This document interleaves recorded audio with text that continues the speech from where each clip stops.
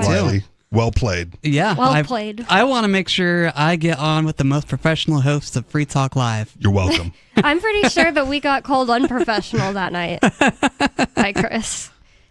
Well, I didn't get listed as professional, so I'm You have to assuming. understand, Chris Wade, he's an interesting character when it comes to Free Talk Very Live. professional, Bonnie. he has his preferences for sure, Yeah. but who doesn't?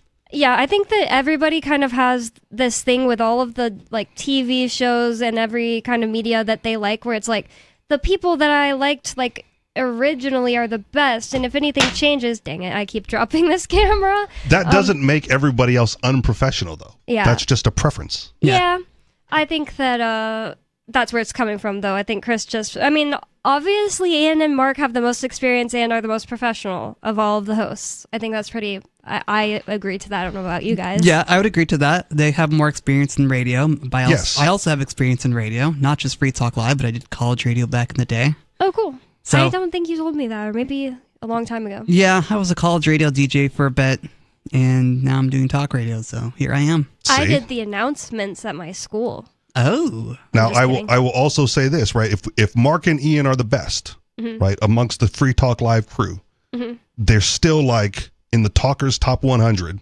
at best 25th, right? That we got up to Yeah. like 25, We did. which means there's like 24 better. Was that the best they ever did? I thought so. Yeah, If I I- think sure it so. is. Maybe they got a little higher, but they didn't crack top 20 because then the raid happened and Yeah. things kind of went to heck, Yeah. Yep. right? Point being, right, there's like 20 some odd like talk shows better, and that doesn't make Mark and Ian less professional, right? Yeah. It's true. It's a rating and a preference based on whoever's doing the rating. I almost thought that you were making the point that does make them a less professional. I was like, I don't think so. But No, yeah, you're it doesn't. making the opposite point. Yeah, I it think doesn't a make them little less bit of that professional. ranking has to do Well, with they're money. definitely professional. They're just not as professional as, well, I don't know if they're not as professional, but Glenn Beck and people like that are more popular, so they're going to get the more of an audience rating. Right, but are they more professional? That's a good question. I really don't know. I would say no. Okay. They're not more professional. They're just more Yeah, popular. I think at some point when you become a professional, Yeah, I guess what something you're just saying kinda makes are- sense. Are Because- or aren't. Sorry. Because Ian and Mark have radio experience. I know Ian was doing DJ work for a bit too, and then started doing talk radio. Mark was doing sales. Fun Right. fact, if people Mark don't and know Ian are this better. about Ian, I'm still professional. when Ian was in high school, his school had this program, which is kind of cool because he was at like a school for smart kids that would let everybody go and do like an internship at some kind of company nearby. And, you know, I don't know what the other kids would be most likely to choose. I don't know. I can't give an example, but Ian was like, I want to do the radio, something at the radio station. And his guidance counselor was like, no, you don't want to do that. You don't want to do that. And he was just like, yeah, I do. And, you know, like, it was literally up to him. It wasn't like, oh, you get a list of things. Like, it was supposed to be like, tell us where you want to do, and we'll talk to them. We'll try to make it happen. She, for some reason, pushed back, but he, like, stood, like, he was like, no, that's what I want to do. And he actually was able to do it. And I think the stigma at the time was that all you're going to do is like smoke weed and play music, because that was, you know, Probably. radio DJing was all about at one time. That's funny. Yep. Well, we don't smoke weed and play music on this show. They didn't let him Different kind of show. DJ as Yeah. a high school or anything. It was more like, okay, we have these like banners and you're going to have to go transport Yeah. them to our event and stuff like that. But he was just all about it. He was like, the intern. Happy to help. Yeah. Yep.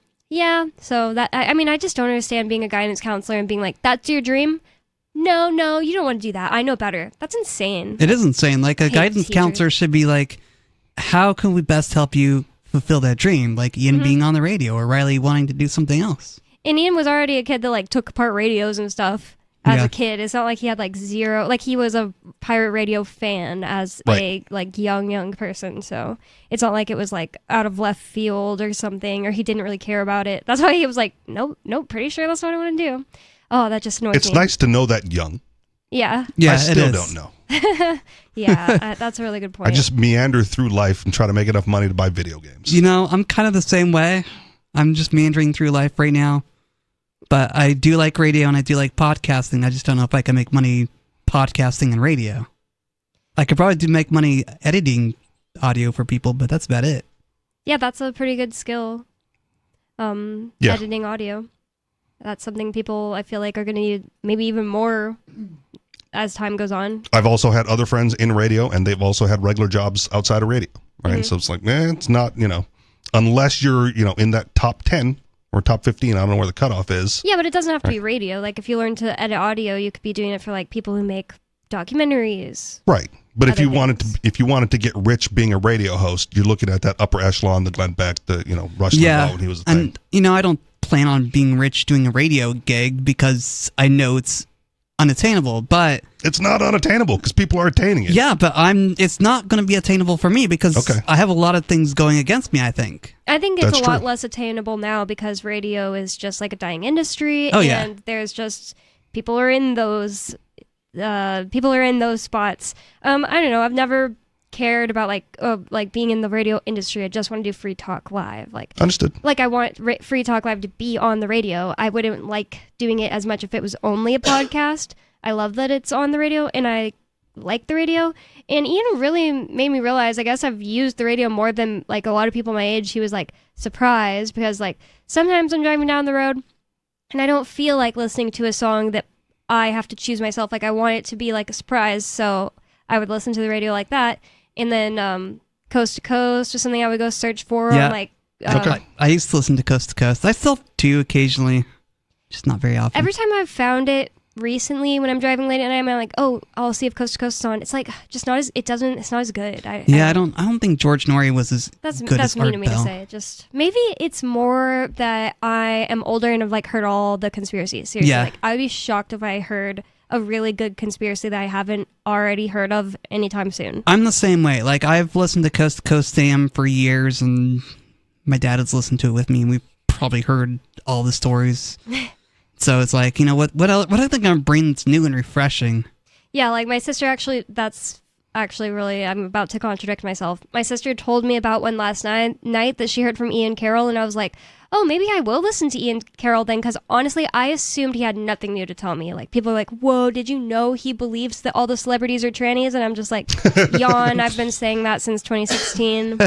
But apparently there's this other conspiracy that specifically Candace Owens was talking to him about, and Candace Owens believes that a bunch of black celebrities are in this, like, Black Celebrities Guild, but their purpose is to, like, keep black people from like wanting to do certain things and like pushing them in different directions culturally. Okay. And that sounds crazy. Hadn't heard that specifically.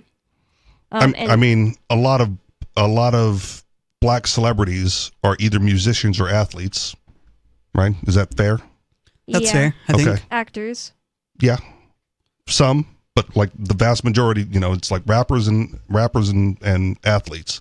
Mm-hmm. So if you're talking about an impoverished community and you're like, well, the way out, you got one of two things, right? And they're both very, very difficult and challenging. And as Riley pointed out, there's a lot of things working against them. And not all of them are going to get out in that path. But if that's what they're being pitched Sold. by that community, right, then what can you do?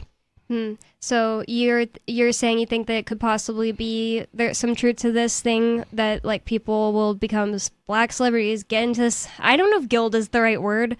Cabal. And there's a name for it. I'll figure it out while we're all talking or something, because Candace Owens did a whole episode about Okay. it.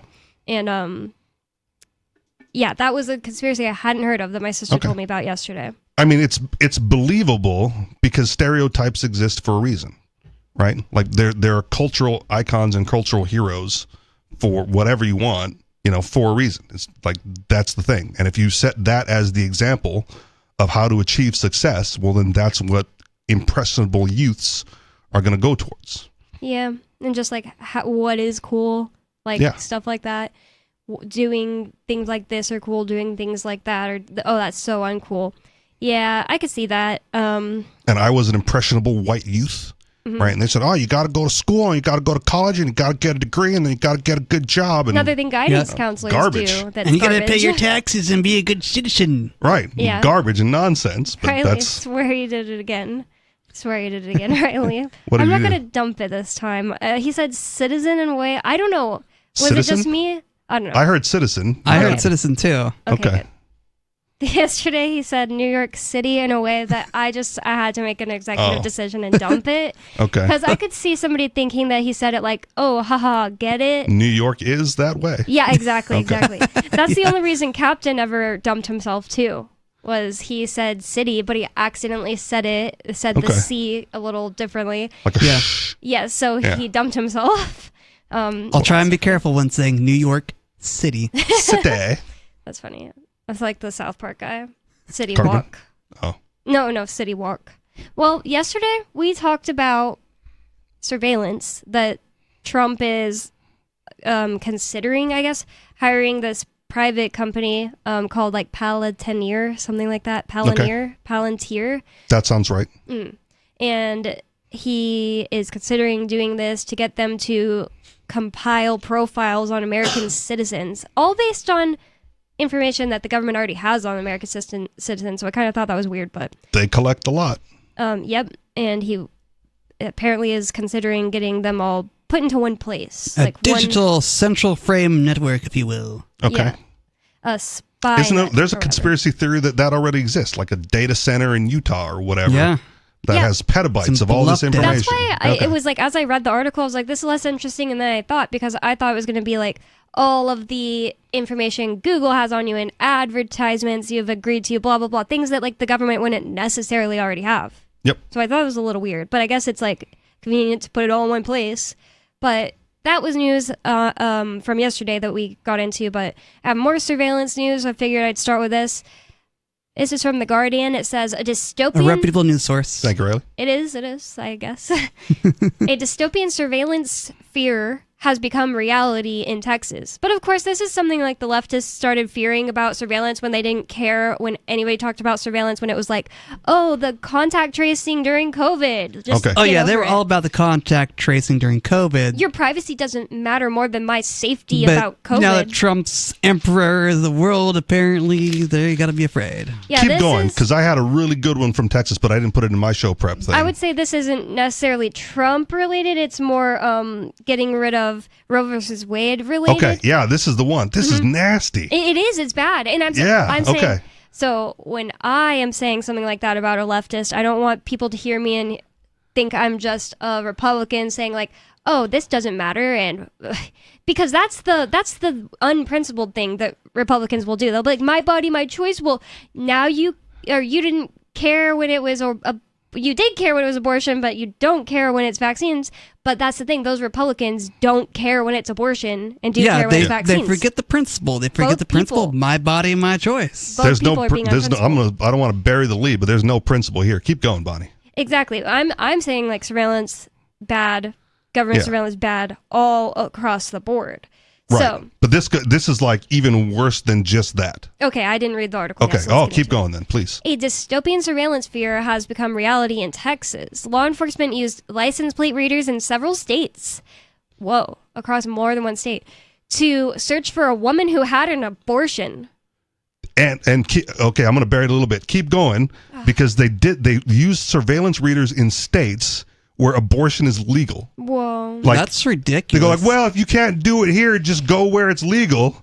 And this chick did, and they followed her. So this chick decided to cross an imaginary line in the sand to a place where she could get a medical procedure that she could do legally, Yes. and then she crossed back into Texas. Or Texas, the sheriff's department is looking for her Not Okay. sure if because she left Texas to do it. Like, no, you can't do that. It's illegal here. That's just stupid. Like, why on earth did why does this gang want to interfere in what she does with her body? Because they're moving the goalposts, man. They Yeah. said, like, well, if you don't like it here, just leave. And she did. And they're going after her anyway. Yep, that's insane. It is absolutely insane. Even if it was purely benevolent surveillance, Like that exists. that's part of the caption on this picture. It says, even if it was purely benevolent surveillance, you can certainly see where this is all headed. So, hello and welcome to the latest edition of Lo and Behold, the dystopian thing that women and activists warned would happen ends up happening. Yep. I don't know whose article or quote that is. That's just what it says at the beginning. So this time the issue is automated license plate readers, which capture license plate data and allow law enforcement to build a picture of where a particular vehicle has been. There's no opting out of being tracked. And by the way, this is totally against the Fourth Amendment. Yeah. This is unfiltered searches. So just searches of people who aren't suspected of committing a crime. Absolutely destroys due process. It does. Blows it out of the water. But due process doesn't count when it's an abortion. I mean, we can't have people killing their babies, can we, Bonnie? In a state where it's legal. In a state where it's legal. That's the problem. Yeah. They're so far outside their jurisdiction. It's insane that they got away with this. This is insane. I hope they don't get away with it. So They did. I mean, I don't know what the outcome is. yeah, But I like haven't they found did out all the searches across all the states. Yeah, but I haven't found out if she's been Right. captured or if like they're gonna continue doing this. Like maybe somebody like a judge in Texas will be like, "Hey, this isn't okay," and stop them. I would love that, but maybe it won't We'll happen. see. So there's no opting out of being tracked. If you drive, you should simply assume that these cameras, which are sometimes hidden in objects such as traffic cones, are logging your movements. Oh, that's so bad. And you should assume that this license plate data can be combined with other surveillance data to paint a very detailed picture of your life. Privacy only exists for our billionaire overlords these days. It sure seems that way. The rest of us are just data points. I mean, seriously, it does just seem like that. Yep. With the article we read yesterday about them wanting to compile all our information. There are obviously plenty of legitimate uses to, automated license plate readers, ALPRs. And I don't agree with that. That's just what the article says. Well, they'll bring up like an Amber Alert, right? Kidnap a child. You know what car the child got into. You can track that license plate until you find the kid. Do they have to be automatic license plate readers? It's easier. It says their proponents will wax lyrical about how they can solve carjackings and kidnappings. There you But go. like all technology, they are ripe for abuse. Also true. They are particularly ripe for abuse in an increasingly authoritarian U.S. full of lawmakers who want to control women's bodies. And in my opinion, it is exactly that. It's weird that a doctor is agreeing to do a thing, a woman is agreeing to get it done and pay them, and there's just anyone else who needs to be involved. It's weird. It's insane. It is insane, and it's just another way that the authoritarian state is encroaching more and more on our lives. I mean, I've been hearing about this sort of thing happening in America since 9/11. I mean, I was listening to Alex Jones a little bit at the time, and he was warning about this, and now he seems to cheer it on. Oh, really? I don't know if he's Because the cheering it on. Republican's in charge and is friends with Trump. Yeah, Yeah. he is all about cheerleading Trump in every single episode. I just got like bored recently and started listening to like current Alex Jones, and I got bored of it pretty quick because Okay. it was seriously just nothing but cheerleading Trump and Elon Musk. And every single episode, he'd be like, "And just so you know, I'm not like." He used a kind of crass way of saying it. He was like, "I'm not sucking up to Elon Musk and Trump as people are accusing me of," but he didn't use those words. Yeah. And We get it. I guess I shouldn't say it on there. I think You I have shouldn't. already, but he was like, You painted a clear enough picture. yeah, he was like, "I'm not sucking up to Elon Musk and Trump, just so you guys know." Like every single episode, then just proceeds to do so. Right. It was very strange. It is Well- strange. I think Alex Jones lost the plot in 2015-16 when Trump first ran. Yeah. That's why it shouldn't seem strange now.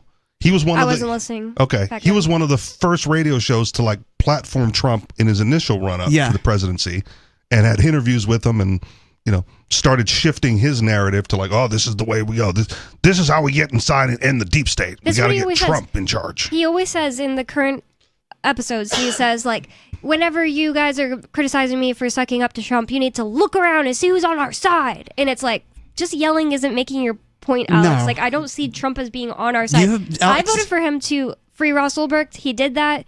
And I do not like basically anything else he's done. I can't, off the top of my head, he hasn't done anything else like good. The whole, What about Doge? I was going to say the whole Doge thing was a flop. No, yeah, Doge was garbage. Yeah, was a it total was. flop. Oh, but we identified so many places where government is wasting. You haven't done anything And they didn't about do it anything yet. with it. And they yeah. kept teasing us that they would have like Ron Paul help or that they'd audit the Fed and Yep. stuff like that. They didn't do anything they The were saying Epstein at all. files are a flop too. Yeah, that wasn't something I was like, oh, I'm all into this. It's just like, seriously, you care about this one criminal of all the criminals? Yeah. so much. Like, most people care so much about these people that had sex with 17-year-olds who wanted to get modeling contracts. Well, okay, so to be fair, the Epstein files is not about Epstein. It's about the names in the files, which will incriminate the vast majority of politicians and deep state actors. Trump supporters want mass arrests. They want to see mass arrests. Would incriminate them, not if it they're will absolutely having sex incriminate with them. 17-year-olds in legally a 17-year-old states. Yeah, If it's like babies, I don't want to know, but I'm pretty sure that a lot of those girls were younger than 17 who were on the island, and that a lot of big names are on the list. I don't think there's been really proof that there were like girls on the island so far. It's because they won't release the information. Well, they want to release the names of people who did certain things, but are they holding back more information that they haven't told us? Yes. That's why it's a cover-up, and that's why they offed him. Then you don't know. In my opinion, it just seems like it even if that is the case, we don't know that yet. And the thing that Republicans freak out about, literally like calling me a Jew, lying pedophile on Twitter and stuff, is I just say I don't really see that big of a deal with the one specific girl, Virginia Giuffre. Looked like a total adult, 17, smiling, a huge smile next to Prince Andrew, and everybody's like, this is horrifying. And it's like, it's really not that horrifying. Every 17-year-old girl you know is probably having sex. Probably. 90%, I'd say. And people would be like, so that makes it okay? It literally is okay. It literally is okay. At 17, you're able to consent. You're able to have the knowledge to consent to something. Most 17-year-olds, I'd say, like, not like retarded, mentally people, maybe not some of them, maybe not some people that just were extremely sheltered and like grew slowly. You know, it brings into the whole topic of age of consent, because again, they weren't all 17. Far and wide, I'd say most 17-year-olds is totally fine, and I hate that this is the thing that people just spend so much time caring about. 603-283-6160. More about this insane breach of the Fourth Amendment and due process and privacy when we come back. 603-283-6160. More Free Talk Live coming up.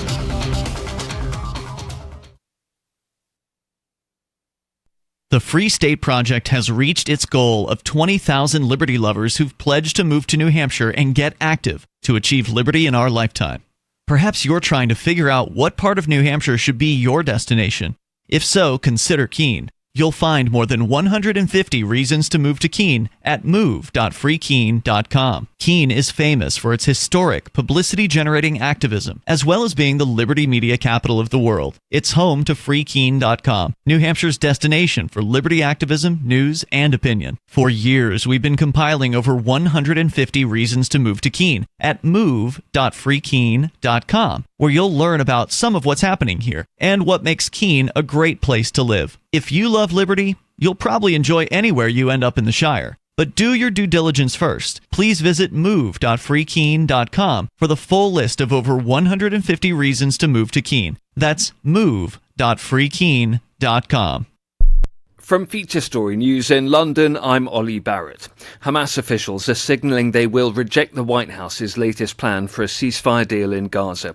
The US says Israel's accepted the proposal, which includes a 60-day pause in fighting and the release of more hostages and prisoners. Hamas believes the plan doesn't satisfy core demands such as an end to the war.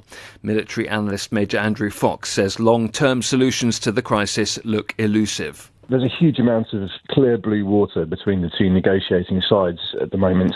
Bottom line is Hamas wants to survive. That is a win for them in this war. The conditions that Israel is demanding are that Hamas removes itself from power and releases all their hostages, where the hostages are the only thing ensuring Hamas's survival. So we're in this wicked loop. US President Donald Trump's global tariffs have been temporarily reinstated after a federal appeals court agreed to pause a ruling halting the import taxes while it considers the White House's appeal. The Trump administration has threatened to go to the Supreme Court if it was unable to block the trade court's ruling that said the president exceeded his authority in imposing the tariffs. Kate Fisher reports from Washington. Another roller coaster 24 hours in the global trade war instigated by US President Donald Trump.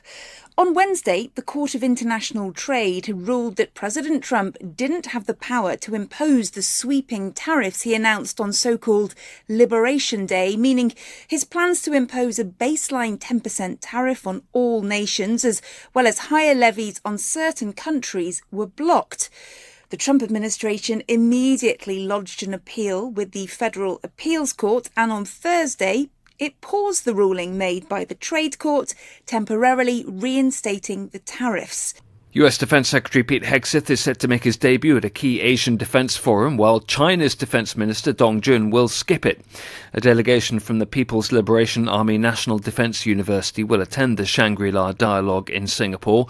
Laura Westbrook reports from Hong Kong. In previous years, China has sent its defense minister to the high-profile summit. Last year, there was a bilateral meeting between Dong Jun and then U.S. Defense Secretary Lloyd Austin. However, U.S.-China military ties have worsened in recent months, with working-level military dialogue channels established during the Biden administration suspended since U.S. President Donald Trump took office. Some analysts say with the absence of China's defense minister, that presents the U.S. with an opportunity, and Hegseth is set to make his first remarks on his vision for U.S. defense policy in the Indo-Pacific. Polls suggest Poland's presidential election on Sunday is running neck and neck. Warsaw's Liberal Mayor Rafał Trzaskowski and Conservative Karol Nawrocki are contesting the role which has significant power to veto legislation. From bureaus worldwide, this is FSN. You can help spread the ideas of liberty with our Patreon for just $5 per month at amps.freetalklive.com.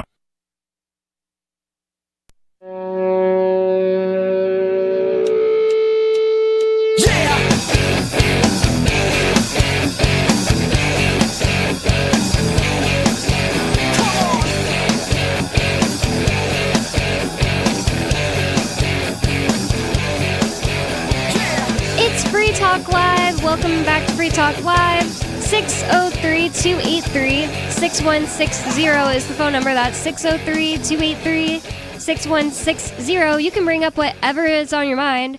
You can change the subject. You can tell us we're wrong about our opinions we've been stating. You can just talk about something you want people to hear, or maybe you want our feedback on it. It's up to you because it's Free Talk Live. In the largest libertarian camping festival, the Porcupine Freedom Festival, or Pork Fest with a C, is being held at Rogers Campground in the beautiful White Mountains of New Hampshire this June 16th through the 22nd. Pork Fest is the flagship annual event of the Free State Project. This year will feature speakers like Jacob Hornberger of the Future of Freedom Foundation, who is going to discuss Ian Freeman's case. Bob Murphy, Ross Ulbricht is going to be there now, just recently announced, so I added him to the live read. Joel Salatin and our own Jay Noon. Come the weekend before, June 13th through the 15th, for the laid-back pre-Pork Fest decentralized party, Fork Fest. You can go to porkfest.com and forkfest.party. That's porkfest with a P as in Paul.com and forkfest with an F as in firetruck.party to learn more. We hope to see you there. I will be there. Riley said he will be there, right? I'm going to try and be there. Are you going to be there at any point, Richie Rich? I will not be there. But Free Talk Live will be there doing recordings, and we hope to see you guys there. I did hear from the captain, and he was very disappointed that he wasn't going to be able to make Porkfest. Now that Ross Ulbricht is going to be speaking. Yeah. I was like, just heard that from friends in my backyard. I was like, well, dude, if you find a way up there and you want to do another, Beard Talk Live episode, I will find a way up there as well. I reached out to Lynn Ulbricht and invited them to Forkfest. I wanted to know if she had heard of Forkfest, that it's more of a laid-back thing, and she said they won't make it. So if anybody was wondering if he'll be at Forkfest, I know for sure he won't know. So that's the Good thing. to know. If they had said oh, we might try it out and make it to the low key event, I wouldn't have announced it. Really, because Forkfest is the party. That seems like that's going to be more fun. You got the .com versus the .party. Which one would you rather go to? .party, of course. .party, of course. Gotta have the party, right? The party of the century. I always think that's the best whatever party. Whenever they read that ad, I like that. Just everything should be .party. Facebook .party. Wait, no. There's a lot of good top level domains now since they've expanded it. But Party's good. Party's really good. Yeah. So we have a caller on the line, and that's what Free Talk Live is all about. Caller, you're on Free Talk Live. What's on your mind? Notice Ross Ulbricht will only do one-way speeches. He'll never do a hard interview where he's asked questions. You don't know that. Yeah, just watch. I mean, just watch the pattern of his speeches. He's had one speech. One way. He's had one speech, Yeah, and that's usually how speeches go. It's not just like a speech keep where watching. you have a conversation. Oh, but the Q&A after the speech. Oh, yeah. He doesn't won't have to ever- do that every single speech, and he's had one speech so far, so it's just really ridiculous. Like, if he does a speech He'll with a do Q&A even- at PorkFest, you're instantly wrong on his second speech, so it's just kind of a dumb little, just watch Skeeter. I read something today that someone donated to him like 30 Bitcoin or something. No, That's a lot of- 300 Bitcoin. 300 Bitcoin? Wow, that's a lot of Okay, even Bitcoin. better. I'm so happy because he lost Must be some gullible libertarian. 144,000 Bitcoin whenever the government stole Bitcoin Wow. from him. Well, he should get it back. 300, he's still set for life, man. Yeah, I know. Okay. That's I think it was 32 million, but the Okay. 144,000 Yeah. was 18 billion. I get it. I guess libertarians reward people for murder for hire, I guess, right? You're so dumb. But this is not what I want to talk Of which about. he's You're- never been convicted of. or even charged with. Right. So that was your one topic, and he always says he doesn't want to talk about this. But sorry, you have one topic, so thanks for the call, Skeeter. Well played. Call again next Saturday. Call again next Saturday. So One topic. yeah, especially if you're gonna like insult Ross Ulbricht without any like good. It's just like we've had this conversation with him Yep. and he doesn't actually listen. He it's just like smearing someone for no reason is disgusting. I've had a conversation with Skeeter, and what the message that I tried to get across to him was, with debates like this, there's a term called incommensurable differences, and that's if you cannot find common ground, you cannot move forward, right? And Skeeter we never find common ground with Skeeter on which to like base anything to move forward. So it's all pointless from the beginning, and every time he brings something up and it's rebutted, right? The next call, he goes back to the original and never addresses the rebuttal. That's so true. So the conversation never moves forward, right? He just, he's like, well, he says the murder for hire thing. We go, well, there's no conviction, right? And he goes back to like, well, this is what they talked about and what blah, blah, blah. And like, well, but there's no conviction. Yeah. Right? And you have to overcome that. They It was shouldn't have just been without allowed prejudice. to. Yeah, they Right. shouldn't have been allowed to poison his case with that. Like, it doesn't matter that, like, oh, some prosecutors brought something up in court they really shouldn't have. Whatever. Right. But next time he calls, he'll bring up murder for hire again, even though it's been sufficiently rebutted. He won't get past it, and he won't change his beginning point. Mm-hmm. It's probably what you would do too if you were a propagandist who just wanted somebody to hear a little talking point and not make any actual, logical thought processes about Right. what you're actually saying, or actually go onto the internet and do deep research or watch even a freaking documentary about Ross or anything. Yep. Yeah, because most people are soundbite people.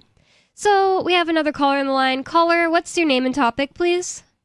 This is Gigi from Charleston. How come every time I call from It doesn't my matter. home number, It's fine. nobody says anything? Why is it always blocked? It's not blocked. Technical just saying- difficulties, Gigi. I'm just saying. We're just having Yeah, technical Caller. difficulties. No, we're not. I'm just saying caller. It's hiding fine. myself. You're not. No one thinks that. Okay, good, because I love calling this program. Yeah. Hi, everybody. Yeah. So Hello. when she goes like, who are you? You just go like, this is Gigi, and this is what I want to talk about. And you bypass all that I like nonsense. that. I like that. I want you to put that on a handbag so I could wear it. Embroidered on a That's thong. so cute. I like it. I can make a fashion statement. Okay, number one, I really appreciated the time you guys gave me last night, so I'd like to say thank you. And secondly, I'd like to do a follow-up because I was listening to the BBC last night on the radio, and I was very, very pleased to finally hear a comment that I concurred with from the new conservative, ultra-conservative chancellor of Germany. And he said, and I am paraphrasing the chancellor, it's not verbatim, but I'm paraphrasing. He said something to the effect of supporting the Jewish people after Germany's own mistake and history lesson of World War II is something I continue to share as the leader of Germany. However, it is not a justification for defense of terrorism or against terrorism to starve a civilian population. And there I was listening to this saying, finally! Well, there's still a conflation there, right? That Israel is Yes, all but Jews. finally, Yeah. somebody from Germany said something. Okay. Because last night we were talking about the Leahy Law. I don't know anything about that. And I didn't listen I'm to last night's shocked show. because you're pretty sharp. The Leahy Law, I didn't know what it was either, and it is Yeah, apparently... but you Googled it, Bonnie. You learned. Yep, I She didn't know did. what it was till I Googled I it. watched her. And it's just basically that foreign aid shouldn't be given to countries if it can be proven that they're engaged in human rights violations. Oh, okay. And In other the words, nation the of money should be revoked Yeah. because lots of other countries have had it invoked, as well as the Secretary of State invoking it along with senators. And yet this Secretary of State and these Republican and Democratic senators refused to invoke the Leahy Law against Israel. Well, we And should it we should bothers introduce the Rich E law and say that foreign aid should not be given to countries. I like that. It's better, Richard, more I concise. told you you're sharp. right? Because they still steal it from their own tax Oh, base. yes, to yes, send it yes, out. you are so true. How come Angola and Nigeria have no money for infrastructure development and they are two members of OPEC? Where's all that money going, right? To the warlords. Like To live in palace. Venezuela. Like Venezuela. Yeah. The president from Venezuela is not eating zoo animals, right? You got that right. They've or got access narrowly. and the money. Yeah. Well, I ain't cooking no pot roast for him. As well, you shouldn't. So was No, Germany... but you know I always say I want the captain at my table. He's aware. So was... And I wouldn't mind making him breakfast. Oh. Oh. Oh my. Implied he saved the night. Anyways, one last question. We have not heard any good news from Mr. Friedman pertaining to the result of the appeal last February 5. Do you have any good news for us, Bonnie? No, they just haven't made any decisions or said anything. Sometimes it takes over a year for them to make a decision. Oh, we are very aware of that. My husband does appellate work all the time, as did I back in Florida. So we are certainly aware of it. I want you to please do us a personal favor. Communicate to your dear husband that we are waiting anxiously for good information, as are you and your husband. Is there an update on when like the next stage of or next round of whatever it is going to happen? Like, does he have a hearing No. coming up or? Basically, that hearing was the last hearing until these judges say something, and as soon as they do, we will be telling everyone. As soon as they actually format it into a letter going to Ian's attorney and to the state, actually a clerk will probably do it. And it's a 3-judge panel, correct, Bonnie? Yes. Yeah, it's the same in every state. That I feel like is- they're either ignoring it then or purposefully taking their time. Well, there is a guy with well, Ian you in know, prison a who lot of people has been look waiting at for it you. that way, but as Bonnie correctly said, it could take over a year. That is often. And I'm not saying it to pump sunshine up somebody's tush. I That is understand that often it could take of over a year. What I'm suggesting of a is very, very busy docket. what I'm suggesting is by the time you get to a year from now, are they going to like remember what they heard? Like, how long does it take to form an opinion on this? That's so that's true. A good I don't point. get it. A lot of people say that, Right? especially lawyers. I mean, if you had a jury trial of 12, they give them what, like 3 or 4 days tops. Mhm. They're like, yep, we know what we agree to and we know what we don't.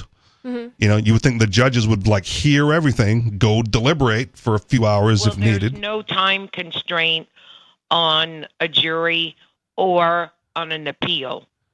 I Okay. understand no that. mandated time frame. I understand That's that, but how one of long the does it take? drawbacks When of was the the last time? When was the adversarial last time they system. let a jury deliberate for a year before coming to a conclusion?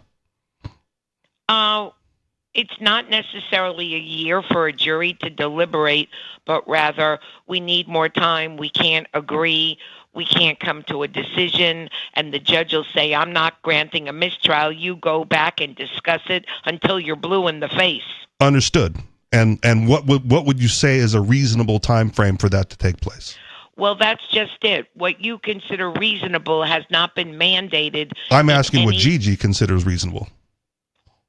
I don't want to put a time frame on it because if it was somebody I had to write an appeal for or present a jury trial for, or it was someone dear to me, family or friend, I would want that jury to, or that judicial panel to take painstaking caution in reading and listening. Even if it was a year. Yes. Okay. Yes. And I do would say, feel comfortable saying that. As frustrated as I would be, and as big as my mouth is.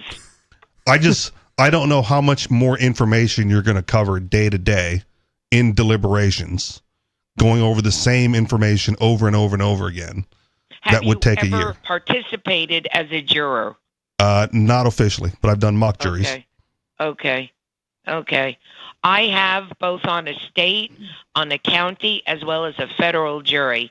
And oh my goodness, in the federal jury, I remember being very frustrated with several of my fellow jurors that I felt were very prejudiced, even before evidence was given. Okay.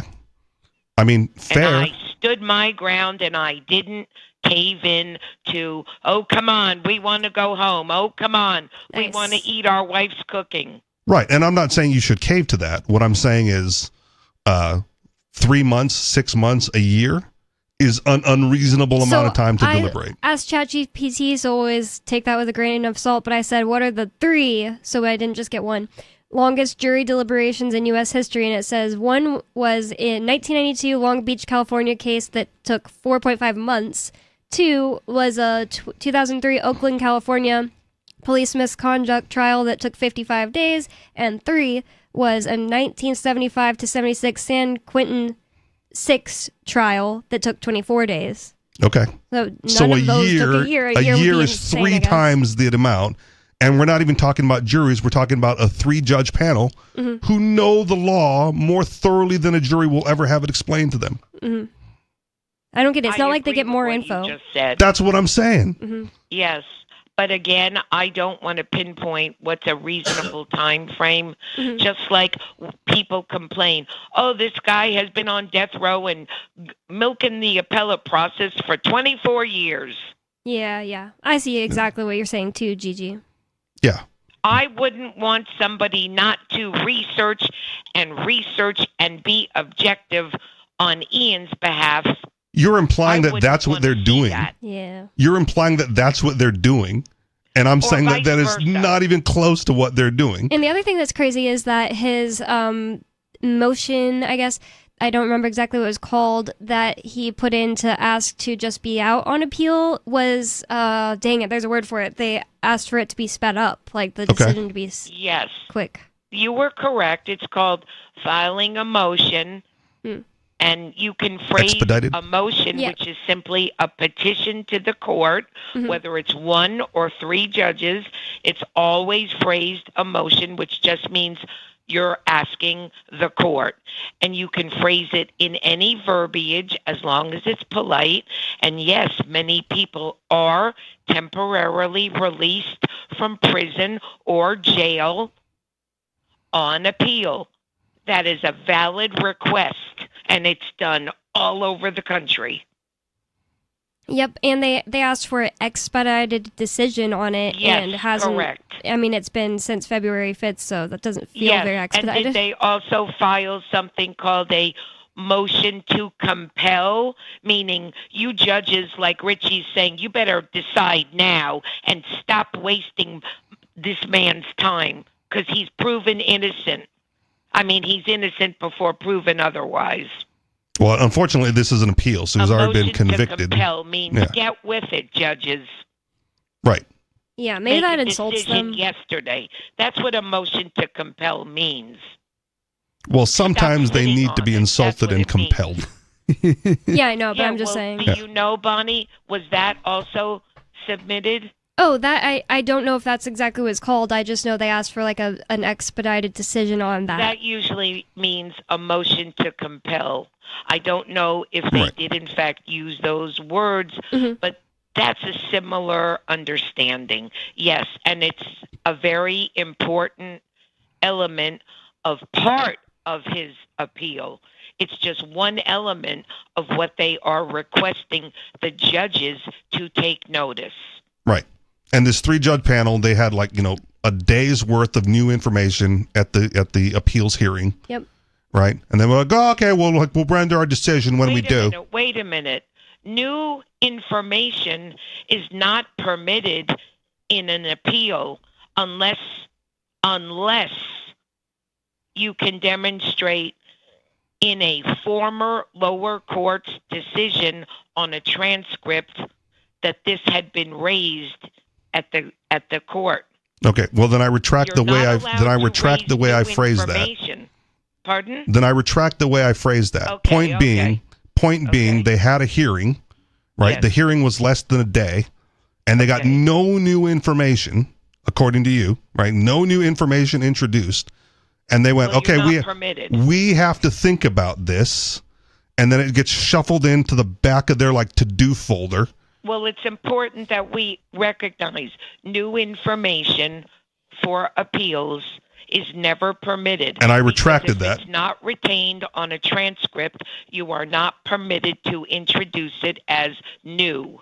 Understood and retracted, Gigi. Okay. Understood? Okay. Clear? Crystal? Yes, I just don't want people listening to get the wrong understanding. No, you corrected me. I accepted the correction. Okay. And I retracted my initial statement for improper phrasing. Point being. I do understand now what you mean, Richie, because a motion to compel to expedite this and permit this individual to be released on bond during the appeal, it's done left and right. It's granted all the time. And why hasn't it been ruled on? And that's even a secondary issue. My point is they've had 3 months. They've gotten zero new information. Accepted. They've got zero new information. And the presumption is that, they're deliberating on this and thinking real hard about it. And they don't even have to agree. It's not like they have to agree. 2 out of 3? They don't have to agree. Okay. They just have to come up with their own. Meanwhile, they could release somebody on bond.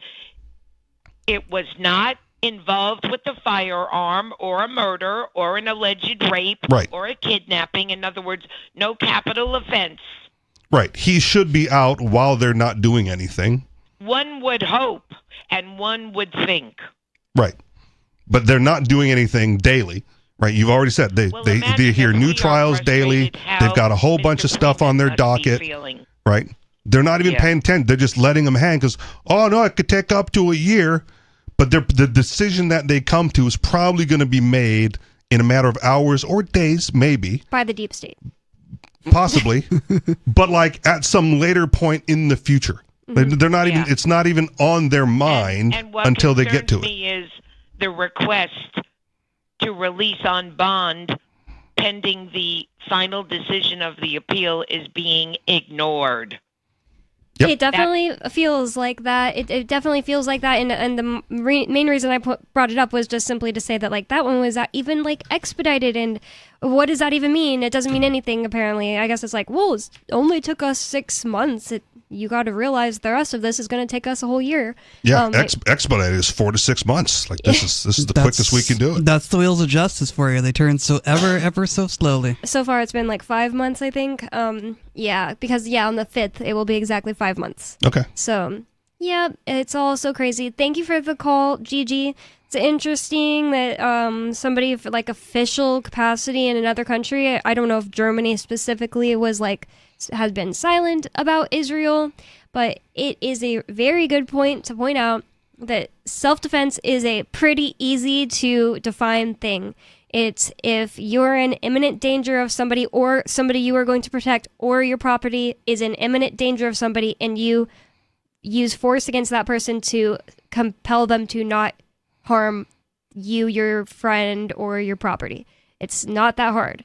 People who are sitting in an apartment complex, even if there's a Hamas person hidden in there, sitting in an apartment complex with people playing soccer outside the apartment complex, are not threatening you with imminent danger if you're living in Israel, and drones striking them is not self-defense.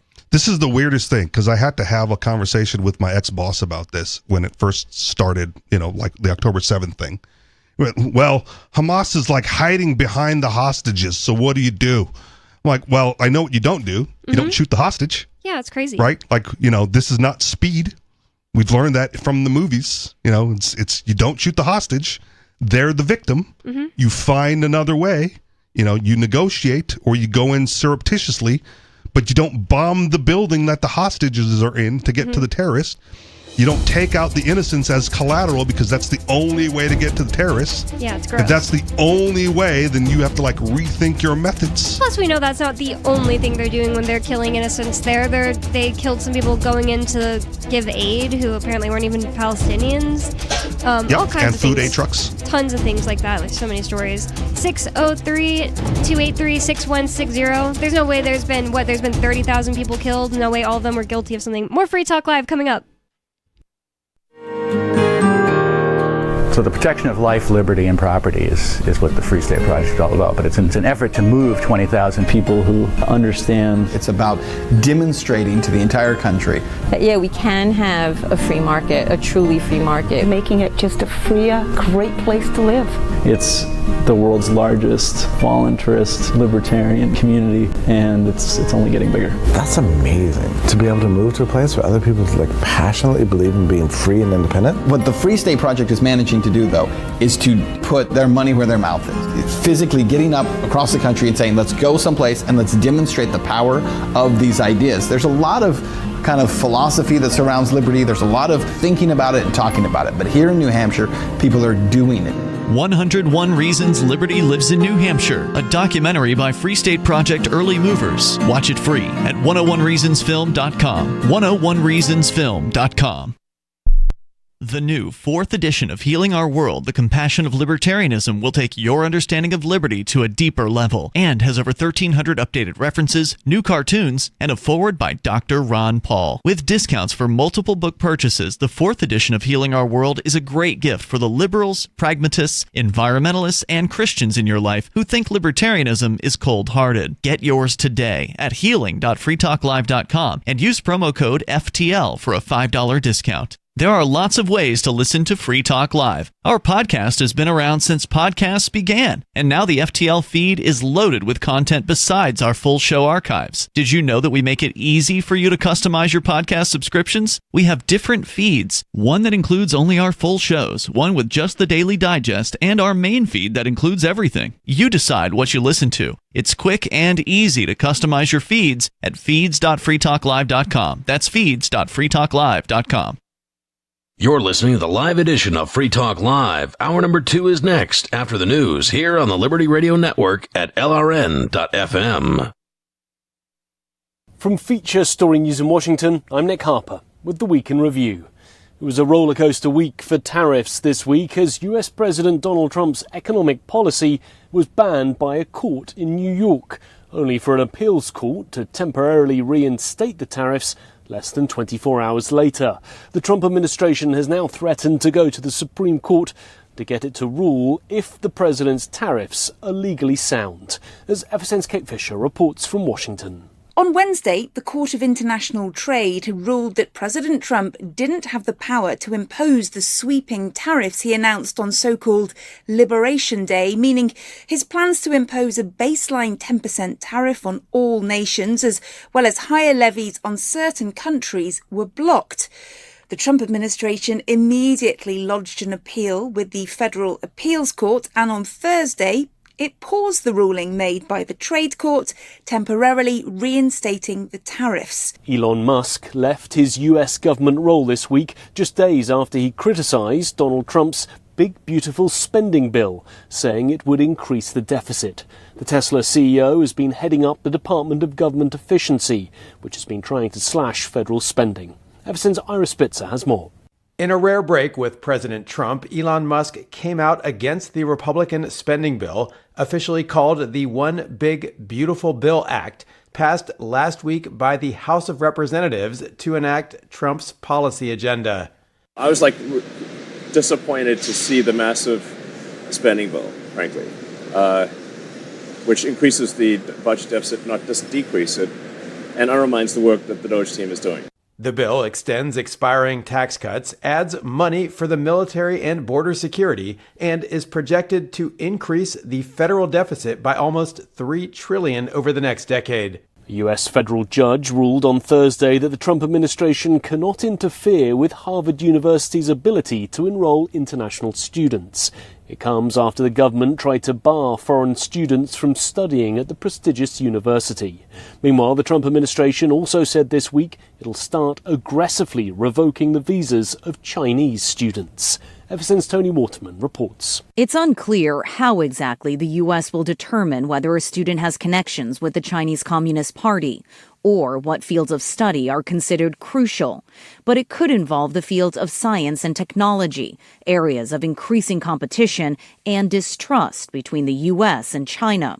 In addition to revoking visas, the Trump administration says it will also enhance scrutiny of new applications from students coming from China and Hong Kong. Beijing has condemned the move. Tony Waterman, Washington. From bureaus worldwide, this is FSN. New data out this week showed inflation in the US slowed in April, with President Trump's tariffs having little impact on prices so far. Despite that, Wall Street struggled on Friday after Mr. Trump claimed China had violated a trade agreement with the US. Ever since Mitch McCann reports from New York. According to the Commerce Department, prices rose 2.1% in April compared with the same month last year, a reading that was down from 2.3% in March. When volatile categories like food and energy are removed from the data, core prices rose 2.5% in April from last year, also less than the 2.7% recorded in March. Spending slowed for the month, increasing by just 0.1% compared to 0.7% the previous month. Declining inflation is at odds with some economists' predictions that inflation would rise rapidly after Donald Trump's tariffs, but that's yet to be seen in the data. Mitch McCann, New York. US Defense Secretary Pete Hegseth travelled to Singapore this week for the Shangri-La Dialogue, a key Asian defence forum, laying out the Trump administration's vision for the Indo-Pacific region at a time of increased tensions with China. Meanwhile, China's defence minister decided to skip the meetings, instead sending a delegation from the People's Liberation Army National Defence University. As Laura Westbrook reports from Hong Kong. In previous years, China has sent its defense minister to the high-profile summit. Last year, there was a bilateral meeting between Dong Jun and then U.S. Defense Secretary Lloyd Austin. However, U.S.-China military ties have worsened in recent months, with working-level military dialogue channels established during the Biden administration suspended since U.S. President Donald Trump took office. Some analysts say with the absence of China's defense minister, that presents the U.S. with an opportunity. Laura Westbrook, Hong Kong. And that was the Week in Review. That's Feature Story News. Nick Harper reporting.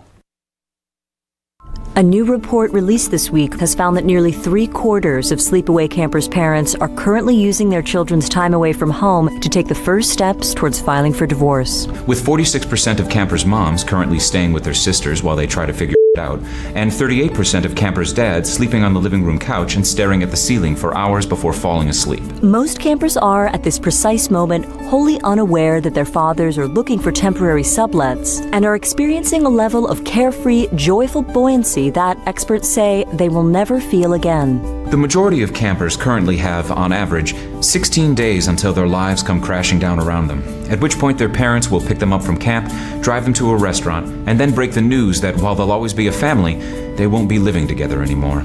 I love camp this year. It's so much fun. Mom sent me so many care packages. Dad even sent one. It's awesome. This is the Onion News Network. Yep, we still do email. Drop your email address in the entry box at freetalklive.com, and you'll be kept in the loop with Free Talk Live.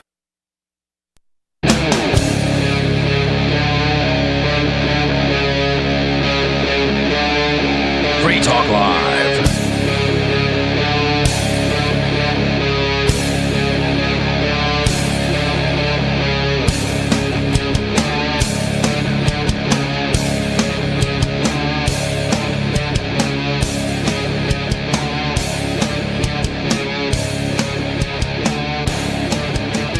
It's Free Talk Live, talk radio that you control.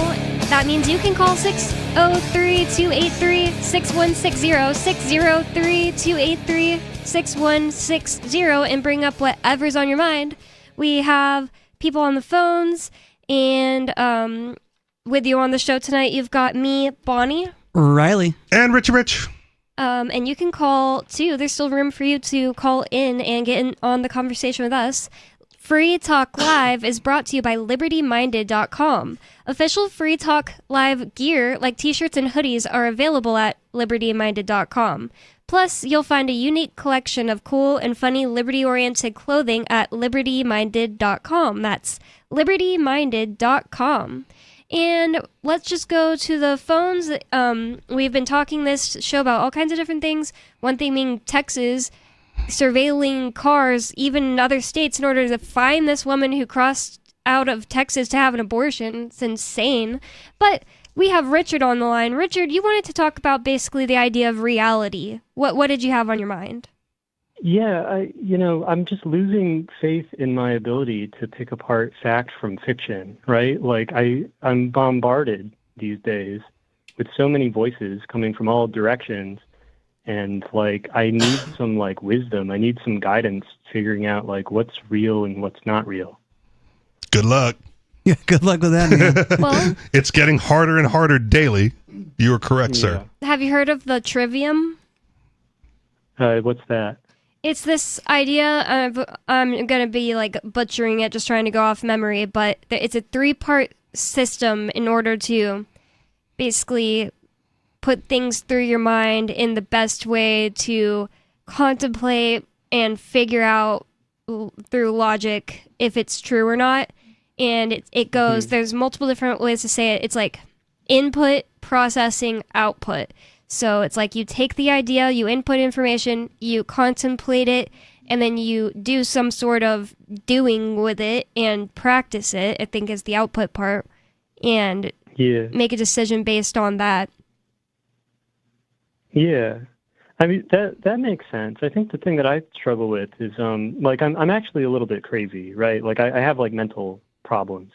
And so, like, I don't, I take in inputs, but, like, sometimes I have, like, multiple inputs coming in at the same time, and then, like, I forget which thing is, like, the real thing, and I forget, like, what's just, like, the voice in my head, you know what I mean?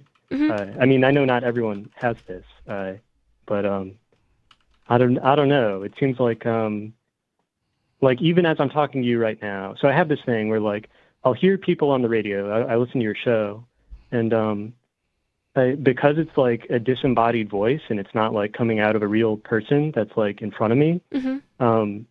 Like I know that you're real now, or at least I think you're real now. And then like later in my day, like I'll hear that voice again. But I won't be listening to the show, right? Like it'll just like happen. This happens like when I'm like going to sleep, or like when I'm like switching states of consciousness like that. And so like is there anything you can say to me right now to establish like this is real, this is the real person talking to me, and that like the other stuff I hear right now is not real? I think the better question is, what would it take for you to believe that? I don't know, like, right? Because we can say it. There's no way for us to demonstrate it. Like sometimes people like don't so I like know when things aren't real when they're just like way too absurd, right? I think. But then sometimes people say stuff that's like crazy, and then it's like, Right. okay, well maybe this is just like a crazy guy. And that's why then I it's said like- good luck when you first mentioned it, because the absurd is encroaching onto actual reality, and it's getting harder and harder to distinguish between the two for even me and I'll say normal people without any issues. Right? Yeah, that's deeply troubling. I mean, I was already troubled, but I guess it's just like that is the reality that you have to reckon with, right? Is that we like can't tell the difference anymore, and maybe like there's not really a hard line between like what I am and what everyone is, but it's just like everyone's on this spectrum where you kind of like have to decide, to what extent do you believe that what you're experiencing is like like the external corroborated world and not just like your own thoughts or delusions about stuff. Right. And that's the other thing that I kind of try to impress upon people. It's how you operate within that. Right? Mm-hmm. Like, if you're hallucinating, just for instance, if you're on mushrooms or LSD or LSA or whatever, and you're hallucinating and you think that there's a horse in front of you. Right. And you go to you try to climb the horse, but you can't because there's not really a horse in front of you. Right. Yeah. That's dangerous because you could hallucinate that there's not a cliff where there's actually a cliff, and then you walk off the cliff or off the building. So it's more like how you operate in your daily life is what's real. Right. Like if you can separate that and like, no, this, I know that this is the sidewalk and I can stay on the sidewalk. Well, then you're probably going to be fine. The other thing too is when you hear bits of information, one of the things that I try to incorporate with the way I present it is not that I know this to be certain, but this is the source of which the information came from, right? And then here's what they had to say. Right, like we're reading an article throughout, about this Texas license plate reader thing. Now we don't know because we weren't there, right? We don't have access to the license plates reader. We're not in the Texas Sheriff Department, right? But we can quote a source and you can go look at it. But we can source it and say like, well, this is what the Guardian has to say about this particular issue. Yeah. Right. So when you're communicating with people, like there's things that because you have firsthand experience that you've experienced through your five senses, right? And there's things that are presented to you that come from another source, and that's hearsay. And if you present it as such, at least you're being honest. If you maybe consider or are maybe afraid that you have schizophrenia, because I mean, people that are schizophrenic, they'll hear voices that aren't really there, and they'll also feel that they can't connect with reality or feel like reality is slipping away from them. I don't know if you have a diagnosis. You don't have to say or anything. Yeah, I have a diagnosis. It's a delusional disorder and psychosis, but I'm not dangerous. Okay, that's fine. So one thing I would definitely suggest is reading the article by Ray Peat on raypeat.com, Thyroid, Insomnia, and the Insanities, Commonalities in Disease. And he talks about how there are very many commonalities in people who are schizophrenic. I'm not saying you are, but in other insanities is the word he uses. Including deficiency in antioxidants and bad sleep and energy depletion in the mitochondria.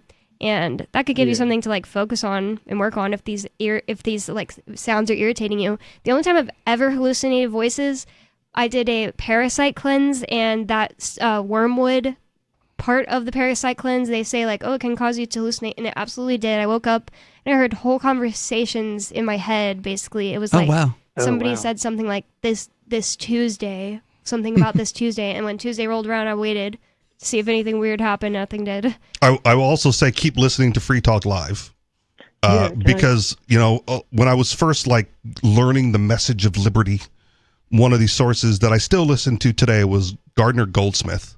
And I turned a friend on to Gardner Goldsmith's podcast at the time, and he said like, Rich, you sound a lot like this guy. And I go, I know, because I listen to him a lot, and he's like the voice of my conscience. So if there's anybody that's going to be like in your head talking to you, it might as well be us.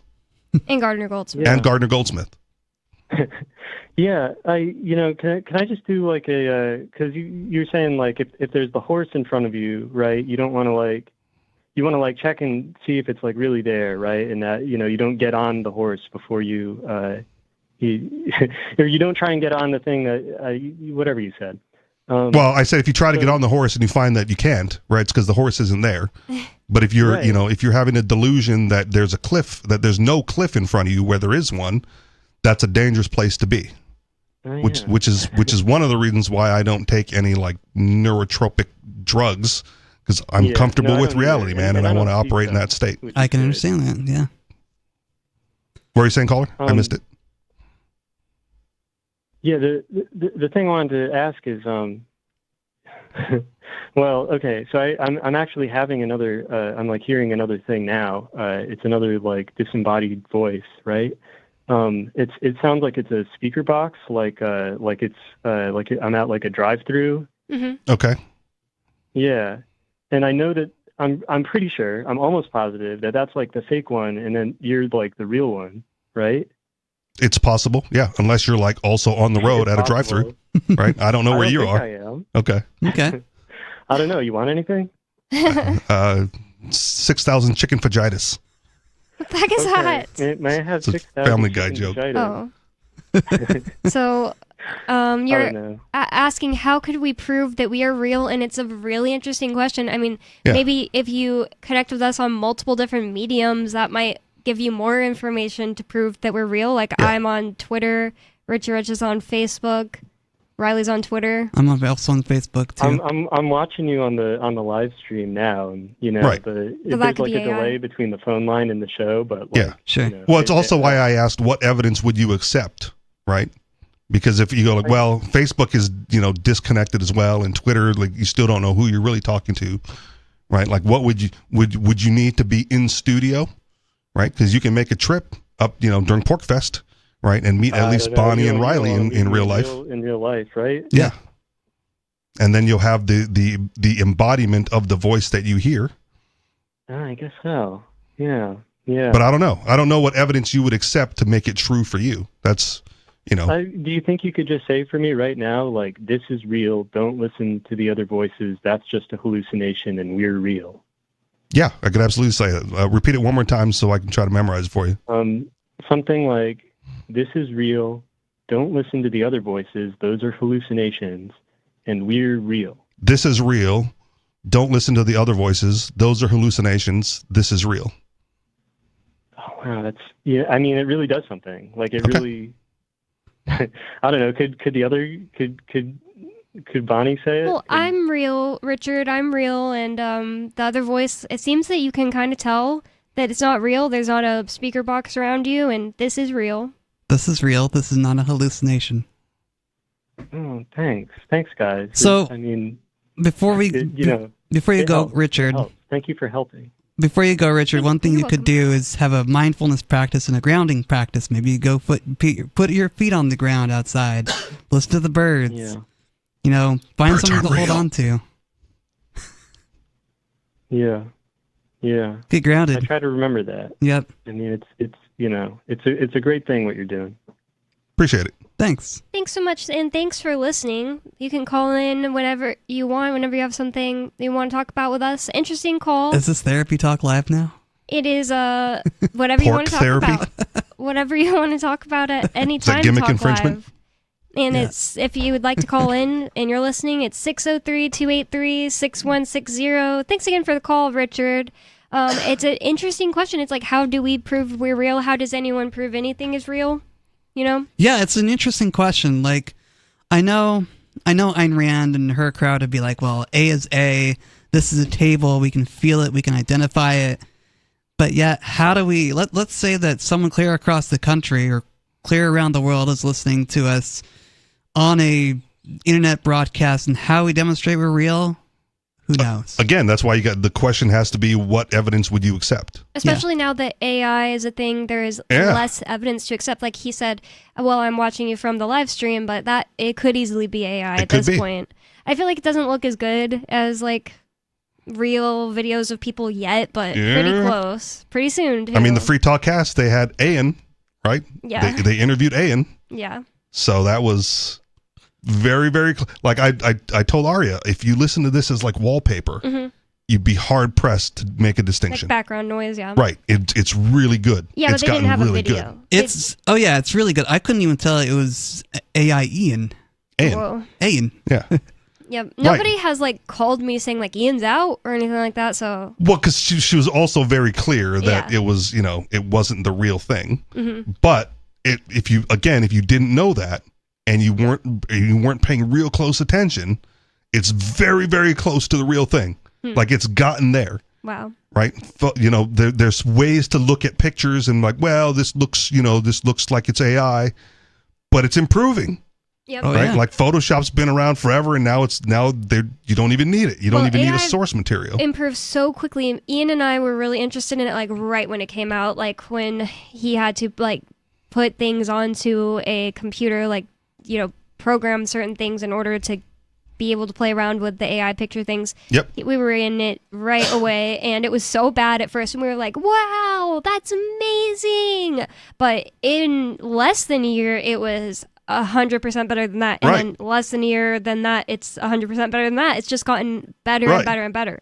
I feel like it has sort of hit a wall. The thing is, like, it can't stop making everything look plastic. It's like tries to make a person, it just looks plastic. Tries to make a whale, it just looks plastic. Maybe it will though. That's what I totally agree. It's like it's just gotten better and better. Everyone that's using and is contributing. Well, that's not entirely true, but the more you use, the more you contribute, the better it gets. And some people that use it for writing. I've used it for writing at this point, but not a whole lot. Yeah.